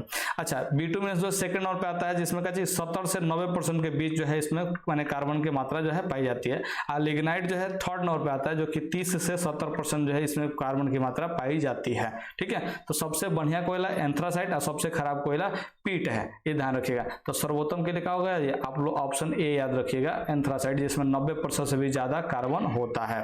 ठीक है, अब यहाँ पे कह रहा है कि मुंबई हाई क्यों प्रसिद्ध है? मुंबई हाई जो है एक जगह का नाम है। ठीक है, क्यों प्रसिद्ध है? तो आप लोग ध्यान रखिएगा, तो ये खनिज तेल के लिए प्रसिद्ध है। किसके लिए प्रसिद्ध है? खनिज तेल हेतु यानी के लिए। ठीक है, ध्यान रखिए, खनिज तेल के लिए जो है प्रसिद्ध है।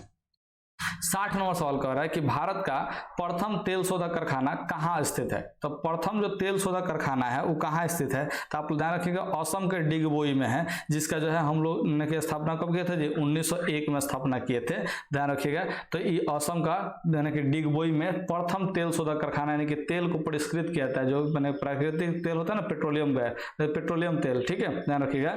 तो उसके क्रूड ऑयल को जो है शुद्ध करके पेट्रोल, डीजल, गैस वगैरह ये सब मैंने कि पेट्रोल, डीजल, किरासन तेल वगैरह सब निर्माण किया जाता है असम के डिगबोई में। ये सबसे पहले जो है स्थापित किया गया था।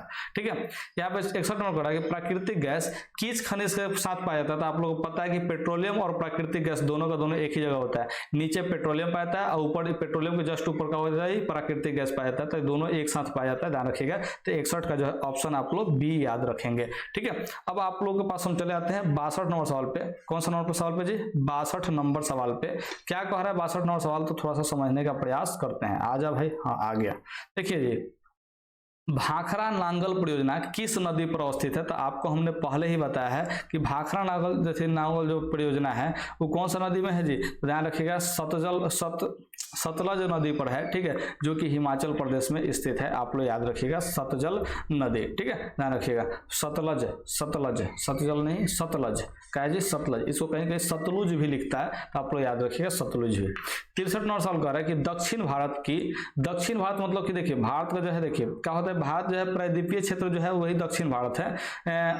ऐसा जो है चित्र होता है, हमको भारत का फिगर बनाने नहीं आता, लेकिन समझ लीजिए ऐसा टाइप का जो है भारत जो है फिगर है, ठीक है, ध्यान रखिएगा। यहाँ पे गुजरात है, तो ये वाला जो नीचे वाला जो हिस्सा है इसी को दक्षिण भारत कहते हैं। ये भारत का हिस्सा नक्शा जो है, हम माने कि देखिए भारत का कोई अपमान नहीं कर रहे हैं, ठीक है, ध्यान रखिएगा।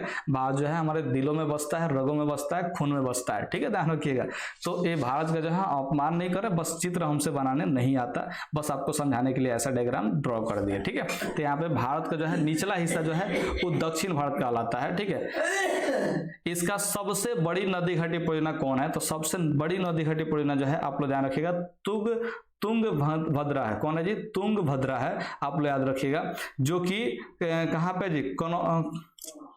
नदी घाटी परियोजना तुंगभद्रा जो है शायद कनौज के आसपास में, ध्यान रखिएगा। तो कनौज आप लोग याद रखिएगा। ये जो है मैंने कहा जी दक्षिण भारत का सबसे बड़ी जो है नदी घाटी परियोजना है। सबसे बड़ी नदी घाटी परियोजना कौन है जी? तुंगभद्रा। कौन है जी? तुंगभद्रा, ठीक है, याद रखिएगा। 64 नंबर कह रहा है कि ताप विद्युत केंद्र का उदाहरण है, ठीक है। तो ताप विद्युत केंद्र का उदाहरण कौन है जी? तो आप लोग याद रखिएगा बरौनी है। कौन है जी? बरौनी। ये ताप विद्युत केंद्र का जो है एक उदाहरण है। यहाँ पे ताप विद्युत केंद्र मौजूद है, ठीक है। कहाँ पे जी? बरौनी में। गया में मौजूद नहीं है, समस्तीपुर में भी नहीं है, कटिहार में भी मौजूद नहीं है। कह रहा है कि 65 नंबर यूरेनियम का प्रमुख उत्पादक स्थल कौन है? तो ये सभी लोग को पता होना चाहिए कि जादूगोरा, ठीक है। जादूगोरा जो है झारखंड में पड़ता है। कहाँ पड़ता है जी? झारखंड में पड़ता है, ठीक है। झारखंड के जो है वो माने कि सिंहभूम कोनो जिला है, ध्यान रखिएगा, वहीं पे जादूगोरा है।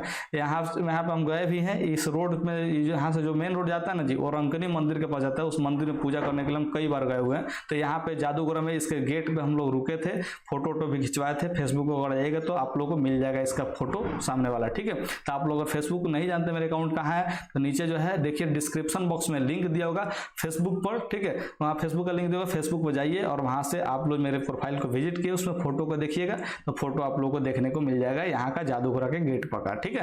तो हम गए हैं यहाँ पे, खिंचवाए हैं फोटो, ठीक है। अब यहाँ पे 66 नंबर सवाल पे देख लेते हैं। एशिया का सबसे बड़ा परमाणु विद्युत, आपको अभी बताया था तारापुर है। कौन है जी? तारापुर वाला, जो कि महाराष्ट्र में पड़ता है। कहाँ पड़ता है जी? महाराष्ट्र में, ठीक है, ध्यान रखिएगा। कहाँ पड़ता है? महाराष्ट्र में। आप लोग इसको याद जरूर रखिएगा, ठीक है। एक इसका जो है मैंने कि स्थापना कब किया गया था जी?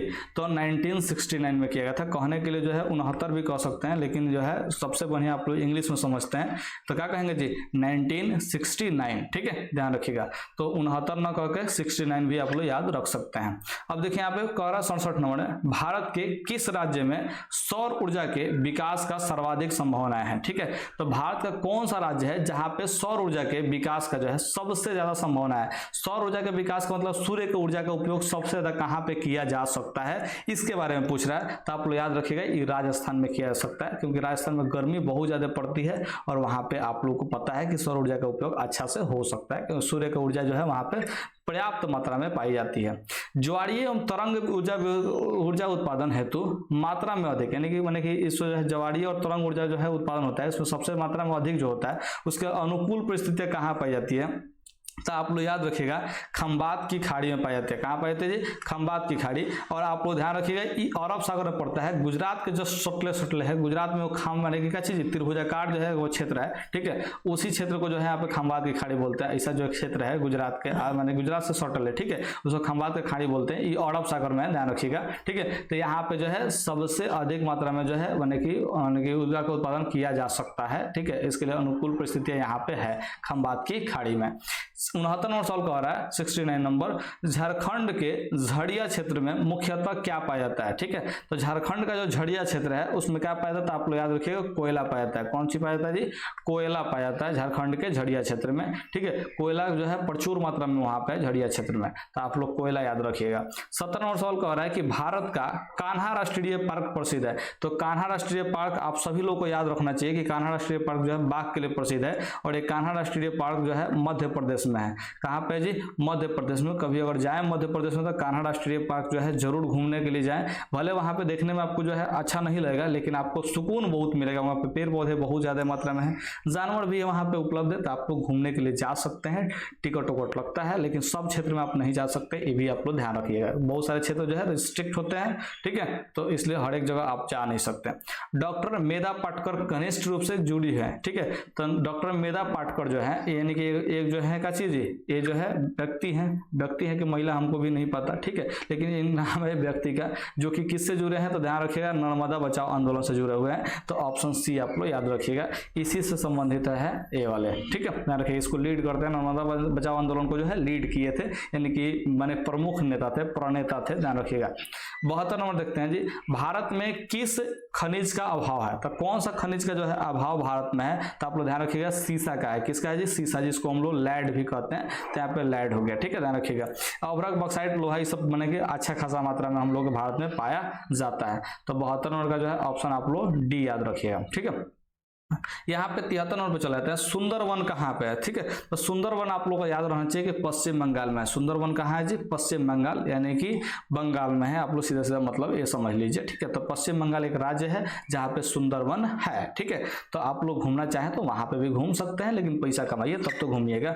किसने कहा संसाधन होते नहीं बनते हैं? तो इस सभी लोग को पता है, क्योंकि पहले के पेज पर दिया हुआ जिमरमैन ने, ठीक है। जिमरमैन ने क्या कहा था? संसाधन होते नहीं बनते हैं। इस सभी किसी को याद होगा, मुझे पता है। अगर याद नहीं है ना जी, तो फिर आपको जो है क्या करना चाहिए? आना चाहिए मेरे पास, पढ़ना चाहिए, आपको हम जरूर याद करा देंगे, ठीक है। 75 नंबर देखिए, पीतल बनाया जाता है। पीतल किससे किससे बनाया जाता है? तांबा और जस्ता से बनाया जाता है। किससे बनाता है जी? तांबा और जस्ता दोनों से बनाया जाता है पीतल को, ठीक है। यानी कि तांबा का संकेत जो होता है कॉपर होता है, और जस्ता का संकेत क्या होता है? जेडन होता है। तो कॉपर और जिंक मिलाकर क्या होता है जी? ये जो है पीतल का निर्माण करते हैं, ठीक है, ध्यान रखिएगा। यहाँ पे 76 नंबर सवाल तो आप सभी लोगों को याद होना ही चाहिए किसी भी तरह से, क्योंकि सर्वाधिक वर्षा होती है तो कौन सा क्षेत्र में होती है? तो ध्यान रखिएगा, माओसिन राम ने। कहाँ होता है जी? माओसिन राम, क्या कहेंगे इसको? माओसिन राम, ठीक है। यहीं पे जो है सबसे ज्यादा वर्षा होती है, जो कि मेघालय में पड़ता है। ये कौन सा राज्य पड़ता है जी? मेघालय में, यानी कि पूर्वी राज्य है, ध्यान रखिएगा। मेघालय 7 गो बहने बताया था ना, 7 सिस्टर्स, ठीक है, वहीं पे मेघालय है। मेघालय में एक जगह है माओसिन राम, ठीक है, वहीं पे जो है सबसे ज्यादा वर्षा होता है। यहाँ पे कह रहा है हीराकुंड बांध है। तो हीराकुंड बांध आप सभी लोगों को पता होना चाहिए कि महानदी पर है। हीराकुंड बांध कहाँ है जी? महानदी पर है, ठीक है। और महानदी कहाँ पे है? तो आप ध्यान रखिएगा, उड़ीसा से होकर जाती है, ध्यान रखिएगा। तो महानदी जो है उड़ीसा है, तो यानी कि उड़ीसा में हीराकुंड बांध है, ठीक है। कहाँ पे जी? उड़ीसा में हीराकुंड बांध है, ठीक है।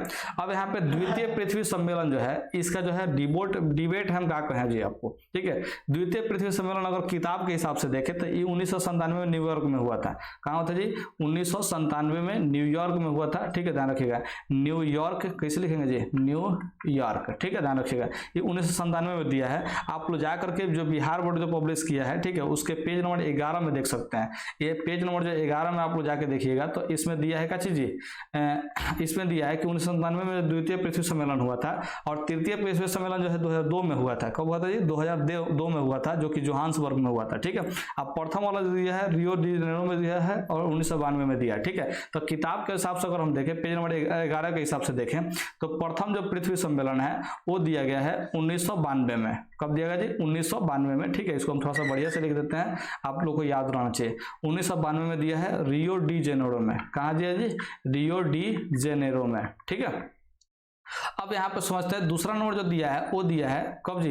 1997 में दिया है, ठीक है, 5 साल के जस्ट बाद हुआ था। और ये जो है न्यूयॉर्क में दिया है। कहाँ दिया जी? न्यूयॉर्क में सम्मेलन हुआ है, ठीक है। और तीसरा जो सम्मेलन उसने बताया है वो क्या बताया जी? कि 2002 में हुआ है। कब हुआ जी? 2002 में हुआ है। और ये हुआ है जोहान्सबर्ग में। कब हुआ है जी? जोहान्सबर्ग में, ठीक है। अब यहाँ पे जो है ये किताब का तो हो गया, लेकिन हमने जब इंटरनेट पे सर्च किया, चाहे कोई भी वेबसाइट पे सर्च किया, तो दूसरा कुछ ही मिल रहा है, ठीक है। दूसरा कुछ में क्या मिल रहा है? तो देखिए इसमें जो दिया है, मैंने कि इंटरनेट वगैरह पे जो दिया है, वो प्रथम सम्मेलन जो बताया जा रहा है वो 1992 ही बताया जा रहा है, ठीक है। और ये भी रियो डी जेनेरो ही बताया जा रहा है। हम आपको थोड़ा सा इधर भी बढ़िया से लिख देते हैं, इसको भी क्या बताया जा रहा है जी? रियो डी जेनेरो, ठीक है, यहाँ पे ही हुआ था। लेकिन जो दूसरा सम्मेलन जो है वो यहाँ पे 1997 वाला दिया ही नहीं जा रहा है, ऐसा डायरेक्ट जो है दिया जा रहा है 2002 वाला। कब कर दिया जा रहा है जी? 2002 वाला, जो कि जोहान्सबर्ग में ही हुआ था। कहाँ हुआ था जी? जोहान्सबर्ग में हुआ था, ठीक है, जोहान्सबर्ग में हुआ था। और लेकिन तीसरा जो सम्मेलन जो दिया जा रहा है वो दिया जा रहा है एक नया जगह पे, ध्यान रखिएगा, 2012 वाला, ठीक है, जो कि रियो डी जेनेरो में ही हुआ था, रियो डी जेनेरो में, ठीक है, जो कि हमारे ख्याल से ध्यान रखिएगा कि यही वाला सही है, ठीक है, ये वाला डाटा जो है बिल्कुल सही है। लेकिन अब चूंकि आप लोग बिहार बोर्ड के अनुसार से पढ़ रहे हैं तो बिहार बोर्ड के अनुसार से न्यूयॉर्क इसका आंसर होगा, ठीक है, क्या आंसर होगा जी? न्यूयॉर्क, ठीक है। लेकिन कोई पूछेगा तो आप न्यूयॉर्क ना बता करके क्या बताएगा जी? जोहान्सबर्ग बताएगा, जो कि दूसरा सम्मेलन था, ध्यान रखिएगा। अब इसमें डिबेट है, पता नहीं क्यों इतना डिबेट है, हमको नहीं पता, ठीक है। तो 78 नंबर का जो है ऑप्शन ए याद रखिएगा। हालांकि टारगेट जो है इनमें से कोई नहीं मानता है, क्योंकि यहाँ पे जोहान्सबर्ग किसी ऑप्शन में दिया नहीं है, ठीक है। तो 78 नंबर का क्या मानता है जी? टारगेट ऑप्शन इनमें से कोई नहीं मानता है, यानी कि जोहान्सबर्ग को मानता है, ठीक है। लेकिन यहाँ पे आप लोग का जो किताब दिया है पेज नंबर 11 में जाकर देख लीजिएगा, न्यूयॉर्क दिया हुआ है, ठीक है। तो अब यहाँ पे हम दोनों बात आप लोग को बता दिए, अब आप लोग डिसाइड कर लीजिएगा क्या टिक आउट करना है। ऐसे ऐसे क्वेश्चन को छोड़ भी देना ज्यादा उचित होता है, ठीक है। तारापुर विद्युत ऊर्जा केंद्र है, तारापुर विद्युत ऊर्जा केंद्र कहाँ है? तो आप सभी लोग को बता चुके हैं कि महाराष्ट्र में है। ये बहुत पहले से आप लोग को बताते आ रहे हैं, 2-3 बार बता दिए, ठीक है। अब कितना और बताएंगे यार, याद कर लो। तारापुर जो है विद्युत ऊर्जा परमाणु ऊर्जा जो केंद्र लगा था वो महाराष्ट्र में लगा था, और 1969 में यानी कि 69 में लगा हुआ था। आप लोग इसको जरूर याद रखिएगा, 69 में लगा था, ठीक है, 79 नंबर, ठीक है, 79। अब यहाँ पे 79 के बाद हम लोग सीधे से चले आते हैं 80 पे, ठीक है। और 80 नंबर सवाल पे क्या कर रहा है जी? निम्नलिखित में कौन केंद्र शासित प्रदेश है? तो केंद्र शासित प्रदेश क्या है जी? तो आप लोग जानते होंगे कि उत्तराखंड एक राज्य है, छत्तीसगढ़ भी एक, छत्तीसगढ़ क्या है जी? एक राज्य ही है, केरल भी एक राज्य है, ध्यान रखिएगा। तो यहाँ पे चंडीगढ़ जो है एक केंद्र शासित प्रदेश है, आप लोग ध्यान रखिएगा। तो 80 का जो है ऑप्शन सी हो जाएगा। 81 नंबर देखिए, निम्नलिखित खनिजों में कोडरमा किससे संबंधित है? कोडरमा किससे संबंधित है इसको पूछ रहा है, ठीक है। तो आप लोग ध्यान रखिए, कोडरमा जो है अवढ़क से संबंधित है। किससे संबंधित है जी? कोडरमा अवढ़क से संबंधित है, ठीक है। आप लोग इसको याद जरूर रखिएगा, बहुत इंपॉर्टेंट चीज है कोडरमा, ठीक है। अब यहाँ पे हम लोग समझते हैं कैसे जी? लौह अयस्क वाला, ठीक है।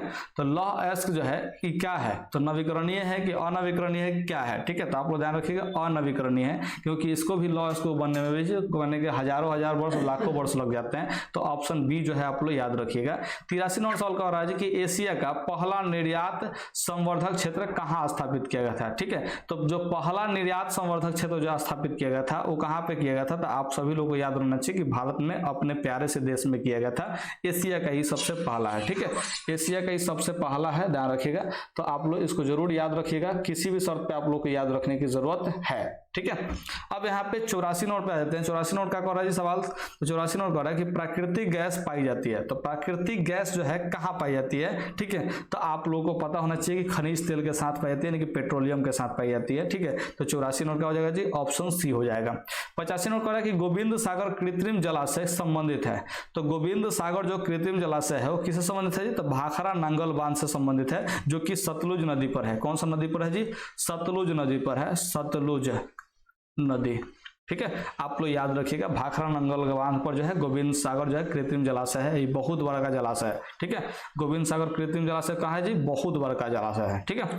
अब यहाँ पे कह रहा है कि सबसे घटिया कोयला है। तो सबसे घटिया कोयला आप सभी लोग को पता है पीट है, ठीक है। तो ऑप्शन जो है आप लोग डी टिक आउट करेंगे। और सबसे बढ़िया कौन है जी? तो एंथ्रासाइट है। तो एंथ्रासाइट सबसे बढ़िया है और पीट जो है सबसे घटिया है, ठीक है।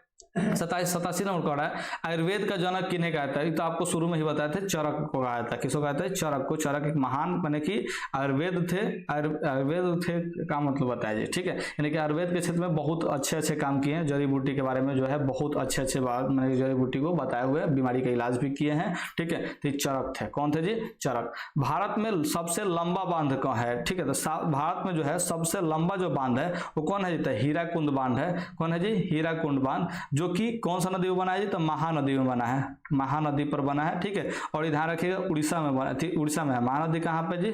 महानदी जो है, महानदी में जो हीराकुंड बांध है वो उड़ीसा में है, यानी कि उड़ीसा आज के डेट में लिखा था, उड़ीसा याद रखिएगा, ठीक है। और इसका टोटल लंबाई कितना है जी? तो लगभग 26 किलोमीटर के आसपास है, ठीक है, ध्यान रखिएगा। 25.79 किलोमीटर, यानी कि लगभग 26 किलोमीटर के आसपास है इसका लंबाई है हीराकुंड बांध का, ठीक है। तो यहाँ पे आप लोग को 88 के बाद जो है 89 पे चले जाना है। 89 नंबर में क्या कह रहा है जी, तो निम्न में से कौन जीवाश्म ईंधन है, निम्न में से कौन सा जीवाश्म ईंधन है कि जीवों से प्राप्त होने वाला ईंधन कौन है। तो यहाँ पे ध्यान रखिए, कोयला भी जीवों से प्राप्त होता है, पेट्रोलियम भी प्राप्त होता है, प्राकृतिक गैस भी प्राप्त होता है, इनमें से सभी हो जाएगा, ऑप्शन डी हो जाएगा। तो 89 नंबर का आप लोग ऑप्शन डी याद रखिएगा, ठीक है।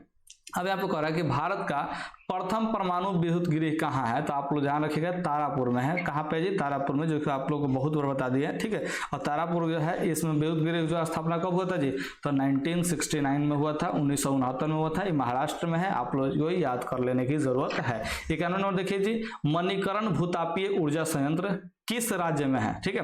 तो मणिकरण भूतापीय ऊर्जा संयंत्र जो है ये कौन सा राज्य में है, तो आप लोग याद रखिएगा हिमाचल प्रदेश में है। कौन सा राज्य में जी, हिमाचल प्रदेश में है। ये भूतापीय ऊर्जा का संयंत्र है जो कि हिमाचल प्रदेश में स्थापित किया गया है। यहाँ पे 92 नंबर है कि सिंदरी किस उद्योग के लिए जाना जाता है, ठीक है। तो सिंदरी जो है जाना जाता है, ध्यान रखिएगा, उर्वरक उद्योग के लिए जाना जाता है। किसके लिए जाना जाता है जी, उर्वरक उद्योग के लिए। और ये जो है सिंदरी जो है, ध्यान रखिएगा, ये झारखंड का एक धनबाद जिला में है, ठीक है। ध्यान रखिएगा, झारखंड का धनबाद जिला, ठीक है, धनबाद जिला, इसी जिला में जो है सिंदरी है, आप लोग इसको याद रखिएगा, ठीक है। अब यहाँ पे 93 नंबर पर चले आते हैं। 93 नंबर सवाल क्या कह रहा है जी, तो कह रहा है कि गिर राष्ट्रीय उद्यान कहाँ है, ठीक है। तो गिर राष्ट्रीय उद्यान कहाँ है, तो आप लोग याद रखिएगा गुजरात में है। कहाँ पे जी, गुजरात में। तो आप लोग 93 नंबर का ऑप्शन जो है डी टिक आउट कर लीजिएगा। 94 नंबर कह रहा है जी कि प्रथम पृथ्वी सम्मेलन कहाँ आयोजित हुआ था, तो प्रथम पृथ्वी सम्मेलन रियो डी जेनेरो में हुआ था, 1992 में हुआ था, आप लोगों को हमने बता दिया, ठीक है। जोहान्सबर्ग वाला जो है 2002 में हुआ था, ठीक है। अच्छा, रियो डी जेनेरो में 1992 में हुआ था, 2012 में भी हुआ था, आप लोग ध्यान रखिएगा, ठीक है। तो आप लोग इसको जरूर याद रखिएगा। 95 नंबर सवाल क्या कह रहा है जी, भारत में कितने सार्वजनिक क्षेत्र के तेल परिष्करण केंद्र कार्य कर रहे हैं, ठीक है। तो तेल परिष्करण केंद्र जो है कितने को काम कर रहे हैं, तो आप लोग याद रखिएगा, ये जो है ऑप्शन सी हो जाएगा 18 गो, को जी 18 गो हो जाएगा, आप लोग याद रखिएगा। 96 नंबर कह रहा है कि हीराकुंड परियोजना किस नदी पर है, तो आपको हमने अभी बताया था कि हीराकुंड परियोजना जो है महानदी पर है, जो कि उड़ीसा में है। कहाँ पे जी, उड़ीसा में है, आप लोग इसको याद कर लीजिएगा। 97 नंबर कह रहा है कि भारत में सबसे बड़ा मानव निर्मित जलाशय कौन है, तो आप लोग को हमने बताया था गोविंद सागर वाला, ठीक है, ध्यान रखिएगा। कौन सा सागर जी, गोविंद सागर। लेकिन पता नहीं टारगेट में ऑप्शन सी क्यों दिया है, हम लोग जो है ऑप्शन डी ही टिक आउट करेंगे, गोविंद सागर है जो कि सबसे बड़ा मानव निर्मित जलाशय है, ठीक है। तो 97 नंबर का ऑप्शन कौन होगा जी, डी होगा, ठीक है। लेकिन टारगेट में ऑप्शन सी दिया है, जो कि यहाँ पे क्या कर रहा है, गोविंद बल्लभ पंत सागर दिया है। तो हो सकता है कि इसका ये पूरा नाम हो, इस वजह से जो है ऑप्शन सी दे रहा होगा, ठीक है, ध्यान रखिएगा। हो सकता है ऐसा कि गोविंद सागर का ही पूरा नाम हो, गोविंद बल्लभ पंत सागर, ठीक है। तो हो सकता है कि ऑप्शन सी इस वजह से आंसर दे रहा होगा, ठीक है। तो आप इसको एक बार वेरीफाई कर लीजिएगा, अगर इसका पूरा नाम होगा, ठीक है, गोविंद बल्लभ पंत सागर, ठीक है, तो अगर पूरा नाम होगा तो ऑप्शन सी ही टिक आउट कीजिएगा। अगर इसका पूरा नाम ये नहीं होगा, खाली गोविंद सागर होगा, तो आप लोग जो है ऑप्शन डी को टिक आउट कीजिएगा, ठीक है। तो 97 नंबर के बाद जो हम लोग चले आते हैं सीधे सीधे कितना नंबर पे जी, 98 नंबर सवाल पे, जो कि आप लोगों को याद रहना चाहिए 98 नंबर सवाल, क्योंकि बहुत ही इंपॉर्टेंट सवाल है और अच्छा सवाल है। तो यार जल्दी से आ जाए यार, तू क्या कर रहा है, ठीक है। 98वां सवाल देखिए क्या हो रहा है जी, नंदा देवी राष्ट्रीय उद्यान कहाँ है, तो नंदा देवी राष्ट्रीय उद्यान जो है आप लोग ध्यान रखिएगा उत्तराखंड में। कहाँ पे जी, उत्तराखंड में, जिसको 1982 में जो है स्थापित किया गया था, यानी कि बनाया गया था, ध्यान रखिएगा, स्थापित नहीं बनाया गया था नंदा देवी राष्ट्रीय उद्यान को। बॉक्साइट का सबसे बड़ा उत्पादक राज्य है। बॉक्साइट आप लोगों को पता नहीं चाहिए कि एल्युमिनियम का अयस्क है, किसका अयस्क है जी, एल्युमिनियम का अयस्क है, ठीक है, ध्यान रखिएगा। तो मैंने कि इसका सबसे बड़ा जो है उत्पादक राज्य कौन है जी, तो आप लोग याद रखिएगा उड़ीसा है, जो कि अकेले 50% के आसपास जो है मैंने क्या करता है जी, ये जो है उत्पादन करता है बॉक्साइट का, ठीक है। अब यहाँ पर समझते हैं नेपाल के साथ भारत के किस राज्य की सबसे लंबी सीमा है, ठीक है। तो ये जो है उत्तर प्रदेश का होगा, यूपी का होगा, ठीक है, ऑप्शन ए होगा। नेपाल के साथ सबसे ज्यादा बड़ा जो है सीमा कौन लगाता है जी, उत्तर प्रदेश। 101 नंबर, भारत का प्रथम निर्यात संवर्धक क्षेत्र कहाँ स्थापित किया गया था, ठीक है। तो प्रथम निर्यात संवर्धक क्षेत्र जो है भारत का स्थापित किया गया था, वो कहाँ किया था जी, कांडला में किया गया था। कहाँ पे किया गया था जी, कांडला में किया गया था, आप लोग याद रखिएगा। तो यहाँ पे कांडला आंसर हो जाएगा, ऑप्शन बी हो जाएगा, ठीक है। 102 नंबर सवाल पे चलते हैं, निम्न में कौन कार्बनिक खनिज है, कार्बनिक खनिज कौन है, इसको हमें यहाँ पे पूछ रहा है, ठीक है। तो कार्बनिक खनिज जिसमें कार्बन पाया जाता है, अभ्रक में नहीं पाया जाता है, बॉक्साइट में नहीं पाया जाता, तांबा में भी नहीं पाया जाता, तो कोयला हो जाएगा, कोयला में कार्बन पाया जाता है, ठीक है। यहाँ पे देखिए 103 नंबर में, निम्न में कौन अनवीकरणीय संसाधन है, तो अनवीकरणीय संसाधन कौन होगा, सौर ऊर्जा तो डेली प्राप्त होता है, जल विद्युत भी प्राप्त कर सकते हैं, कौन ऊर्जा भी प्राप्त कर सकते हैं, जीवाश्म ईंधन नहीं प्राप्त कर सकते हैं, ठीक है जल्दी, ठीक है। तो यहाँ पे रखिएगा जीवाश्म ईंधन हो जाएगा कच्ची जी, और 103 का जो है आंसर हो जाएगा, ठीक है। यहाँ पे 104 नंबर कह रहा है कि भारत में प्रथम जल विद्युत संयंत्र की स्थापना कहाँ हुई। तो सबसे पहले जान लीजिए कि प्रथम जल विद्युत संयंत्र था, ठीक है, इसका स्थापना कहाँ हुआ था जी। तो ध्यान रखिएगा ये दार्जिलिंग में हुआ है, और ये जो है दार्जिलिंग कहाँ पड़ता है, तो पश्चिम बंगाल में पड़ता है। कहाँ पड़ता है जी, पश्चिम बंगाल यानी कि वेस्ट बंगाल में पड़ता है, ठीक है। और इसको जो स्थापित किया गया था 1897 में स्थापित किया गया था। तो क्या था जी, 1897 में किया था जल विद्युत संयंत्र, यानी कि इससे विद्युत जो है उत्पादन होता था पानी से कैसे जी, बिजली का उत्पादन होता था। तो पश्चिम बंगाल में दार्जिलिंग एक जगह है, वहीं पे 1897 में जो स्थापित किया गया था। 105 नंबर देखते हैं, भारत में मुख्यतः किस प्रकार का कोयला पाया जाता है। तो भारत में जो मुख्यतः कौन सा कोयला पाया जाता है, तो आप लोग याद रखिएगा कि ये बिटुमिनस पाया जाता है। कौन सा पाया जाता है जी, बिटुमिनस, यानी कि सबसे बढ़िया जो कोयला एंथ्रासाइट है, सबसे खराब कोयला जो है पीट है। तो ये बीच वाला जो बिटुमिनस लिग्नाइट है ना जी, तो ये बिटुमिनस हम लोग के यहाँ ज्यादा से ज्यादा पाया जाता है, ठीक है, सबसे अधिक यानी कि मुख्यतः यही पाया जाता है, तो बिटुमिनस हो जाएगा। 105 के बाद हम लोग आ जाते हैं 106 पे। कह रहा है कि भारत की प्राचीनतम कोयले की खान कौन है। तो प्राचीनतम जो कोयले का खान है वो कौन है जी, तो ध्यान रखिएगा आप लोग की रानीगंज में है। कहाँ पे जी, रानीगंज में, जिसका पहला खनन जो है आप लोग ध्यान रखिएगा 1774 में पहला खनन किया गया था। ये पहला खनन कब किया गया था जी, 1774 में किया गया था। तो आप लोग इसको याद रखिएगा। कह रहा है कि नागार्जुन सागर परियोजना किस नदी पर है, ठीक है। तो नागार्जुन सागर परियोजना जो है कृष्णा नदी पर है, ठीक है, जो कि तेलंगाना आंध्र प्रदेश की तरफ में पाया जाता है। कहाँ पर है जी, कृष्णा नदी कहाँ है जी, तेलंगाना आंध्र प्रदेश में है, ठीक है, ध्यान रखिएगा। हालांकि आज के डेट में दोनों का चाहिए जी, अलग अलग देश हो गया, ठीक है, अलग अलग देश कह रहे हैं, अलग अलग राज्य हो गया, सॉरी देश नहीं राज्य, देश तो हम लोग का भारत है प्यारा सा, ठीक है। तो यहाँ पे नागार्जुन सागर परियोजना किस नदी पर है, तो ध्यान रखिए कृष्णा नदी पर, जो कि तेलंगाना आंध्र प्रदेश के क्षेत्र में पाया जाता है, ध्यान रखिएगा। अब यहाँ पे कह रहा है कि निम्न में कौन अजैव संसाधन का उदाहरण है। अजैव संसाधन है कि जो कि कचिए जी, यहाँ पे सीधे सीधे समझिए कि अजैव मतलब कि यहाँ पे सजीव से ही प्राप्त नहीं हुआ है, ठीक है। तो वनस्पति सजीव वाला होता है, पशुधन सजीव होता है, मत्स्य सजीव होता है, खनिज सजीव नहीं है, तो ये खनिज हो जाएगा अजैव संसाधन, ठीक है, ध्यान रखिएगा। द्वितीय पृथ्वी सम्मेलन कहाँ आयोजित हुआ था, ठीक है। तो अगर किताब के अनुसार से देखें तो कहाँ होगा जी, द्वितीय पृथ्वी सम्मेलन, तो ये जो है न्यूयॉर्क होगा। किताब के अनुसार से क्या होगा जी, न्यूयॉर्क होगा, लेकिन हम आप लोग बताया कि इंटरनेट वगैरह पे दिया है का चीज जोहान्सबर्ग दिया है, ठीक है। और ये आप लोग का टारगेट जो है वो भी जोहान्सबर्ग को ही मानता है, ठीक है, यानी कि इंटरनेट वाला ही मानता है। तो 109 का जो है ऑप्शन आप लोग बी टिक आउट कर सकते हैं, ठीक है। लेकिन अब हम क्या बताएं, न्यूयॉर्क बताएं कि जोहान्सबर्ग बताएं, इसलिए उसको छोड़ दीजिएगा, इसको बनाने की जरूरत नहीं है, ठीक है। हालांकि जोहान्सबर्ग ही सही आंसर है। अब बिहार बोर्ड कौन सा आंसर को मानेगा ये क्या पता, हम लोग को पता है क्या, नहीं पता है, इसलिए आप लोग जो है इसको निश्चित रूप से छोड़ दीजिएगा। भारत में निम्नलिखित प्रतिशतों में कितना पठारी क्षेत्र है, यानी कि भारत में कितना प्रतिशत जो क्षेत्र है उस पर पठारी है, यानी पठार है। कहने का मतलब क्या जी, पठार है। तो ये लगभग 27% है। कौन सा कितना क्षेत्र है जी, 27% क्षेत्र आप लोगों का पठारी क्षेत्र है। 1 से 11 नंबर समझते हैं, यानी 111 नंबर।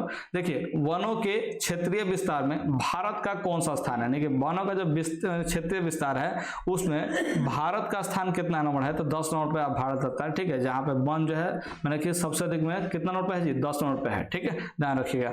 तो यहाँ पे ऑप्शन, अच्छा यहाँ पे क्वेश्चन आपसे पूछते हैं कि सबसे ज्यादा जो वन है वो कौन सा देश में पाया जाता है। सबसे ज्यादा देश मैंने सबसे ज्यादा जो वन है वो कौन सा देश में पाया जाता है, नीचे थोड़ा सा कमेंट करके बताइएगा कि सबसे ज्यादा जो वन है वो इस देश में पाया जाता है, फलाने देश में पाया जाता है, ठीक है। नीचे थोड़ा सा कमेंट कीजिए। तो 112 नंबर, पेरियार राष्ट्रीय उद्यान कहाँ स्थित है, ठीक है। तो पेरियार राष्ट्रीय उद्यान जो है केरल में है। कहाँ पर जी, केरल में है, आप लोग याद रखिएगा, ठीक है।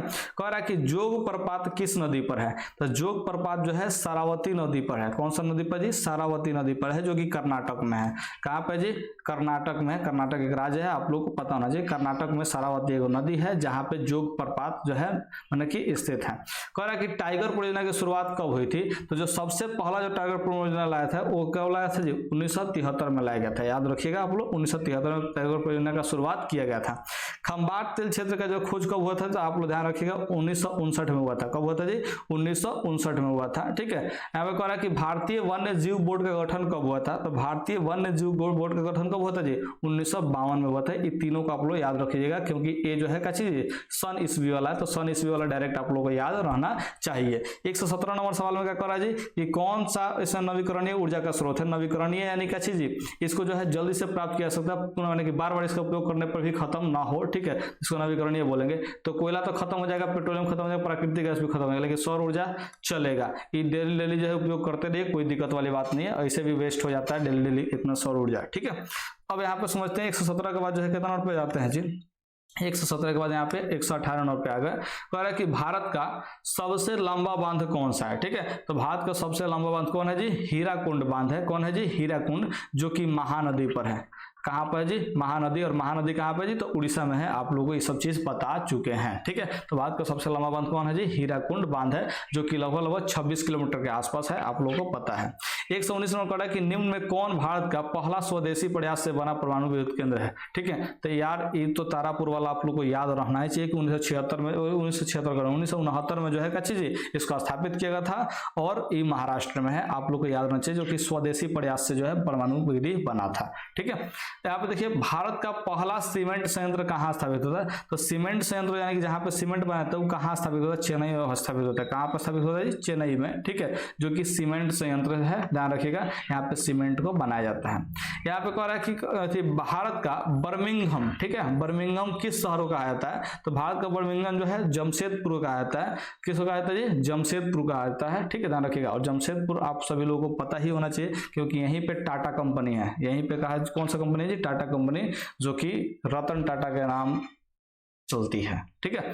काजीरंगा राष्ट्रीय उद्यान कहाँ है, तो काजीरंगा राष्ट्रीय उद्यान जो है आप लोग याद रखना चाहिए कि असम में है। कहाँ पे जी, असम में, आप लोग याद रखिएगा। हिमाचल प्रदेश के मणिकरण में किस प्रकार का ऊर्जा संयंत्र है, यानी कि हिमाचल प्रदेश का एक मणिकरण जो है एक जगह का नाम है, ठीक है, वहां पे एक ऊर्जा संयंत्र लगाया गया है। वो कौन सा टाइप का ऊर्जा संयंत्र है, तो ध्यान रखिएगा ये भूतापीय ऊर्जा संयंत्र है। कौन सा संयंत्र है जी, भूतापीय ऊर्जा संयंत्र है, ठीक है। कह रहा है कैगा परमाणु विद्युत गृह किस राज्य में स्थित है, तो कैगा परमाणु जो विद्युत गृह है वो कौन सा राज्य में है जी, तो आप लोग याद रखिएगा कर्नाटक में है। कहाँ पे है जी, कर्नाटक में है, तो आप लोग इसको याद रखिएगा। 125 नंबर पे देख लेते हैं। कह रहा है कि भारत के किस राज्य में सौर ऊर्जा के विकास का सर्वाधिक संभावना है, तो सौर ऊर्जा का विकास कहाँ पे हो सकता है सबसे अधिक, ठीक है। तो आप लोग को पता होना चाहिए कि सौर ऊर्जा का संभावना कहाँ होगा जी, राजस्थान में होगा, जो कि पहले भी एक बार पूछा जा चुका है, और देखिए 2023 में भी दोबारा ये पूछ दिया है, ठीक है। अब यहाँ पे कह रहा है कि 126 नंबर में कि प्रथम राष्ट्रीय जल नीति कब लागू की गई थी, तो प्रथम राष्ट्रीय जो नीति लागू की गई थी वो कब की गई थी, तो सितंबर 1987 में की गई थी। कब की गई थी, सितंबर 1987 में। कह रहा है कि जिम कॉर्बेट राष्ट्रीय उद्यान कहाँ स्थित है, तो जिम कॉर्बेट राष्ट्रीय उद्यान नाम रखेगा उत्तराखंड में। कहाँ पे है जी, उत्तराखंड में है। और ये भारत का सबसे पुराना जो है उद्यान है, ये भारत का सबसे पुराना है, ठीक है, भारत का सबसे पुराना जो है राष्ट्रीय उद्यान है, जहां पे ध्यान रखिएगा बंगाल टाइगर जो होता है, बंगाल टाइगर, ठीक है, ध्यान रखिएगा, जो बंगाल जो टाइगर है, ठीक है, उनको जो है यहाँ पे प्रमुखता दी गई थी, इसी के लिए जो है प्रसिद्ध है जिम कॉर्बेट राष्ट्रीय उद्यान, ठीक है, बंगाल टाइगर के लिए, ठीक है।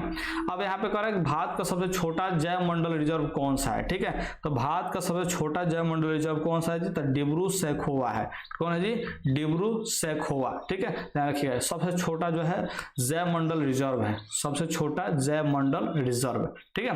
कह रहा है कि Q9, देखिए ये ऐसा होता है, Q9 होता है, ठीक है, एगो सिरप है, ध्यान रखिए Q9 सिरप का जो उपयोग कहाँ होता है, तो आप लोग ध्यान रखिएगा ये मलेरिया में होता है। Q9 जो सिरप है, ठीक है, उसका यानी Q9 का उपयोग कहाँ होता है जी, मलेरिया में होता है। तो आप लोग जिसको मलेरिया हो तो Q9 सिरप का उपयोग कर सकते हैं, लेकिन डॉक्टर के परामर्श के हिसाब से, अपने से मत खरीद लीजिए, क्योंकि हम कोई सर्टिफाइड डॉक्टर नहीं है, ठीक है, हम एक नॉर्मल सा व्यक्ति हैं जो कि आप लोग को पढ़ करके पढ़ा रहे हैं, ठीक है। तो 129 का जो है आप लोग ऑप्शन ए याद रखिएगा, मलेरिया में। Q9 का उपयोग कहाँ होता है जी, तो मलेरिया नामक जो है रोग में होता है।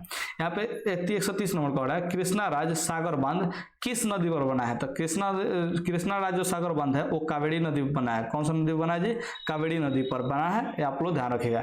नर्मदा घाटी परियोजना किन राज्यों से संबंधित है, तो नर्मदा घाटी परियोजना कौन सा राज्य से संबंधित है जी, तो गुजरात, महाराष्ट्र और मध्य प्रदेश से संबंधित है नर्मदा घाटी परियोजना, ठीक है, नर्मदा घाटी परियोजना। और नर्मदा बचाओ आंदोलन में कौन सा, क्यों जो है का चीज, किस इसमें एक संबंधित व्यक्ति का नाम पढ़े थे, उसका नाम था डॉक्टर फरीदा पाटेकर, ठीक है।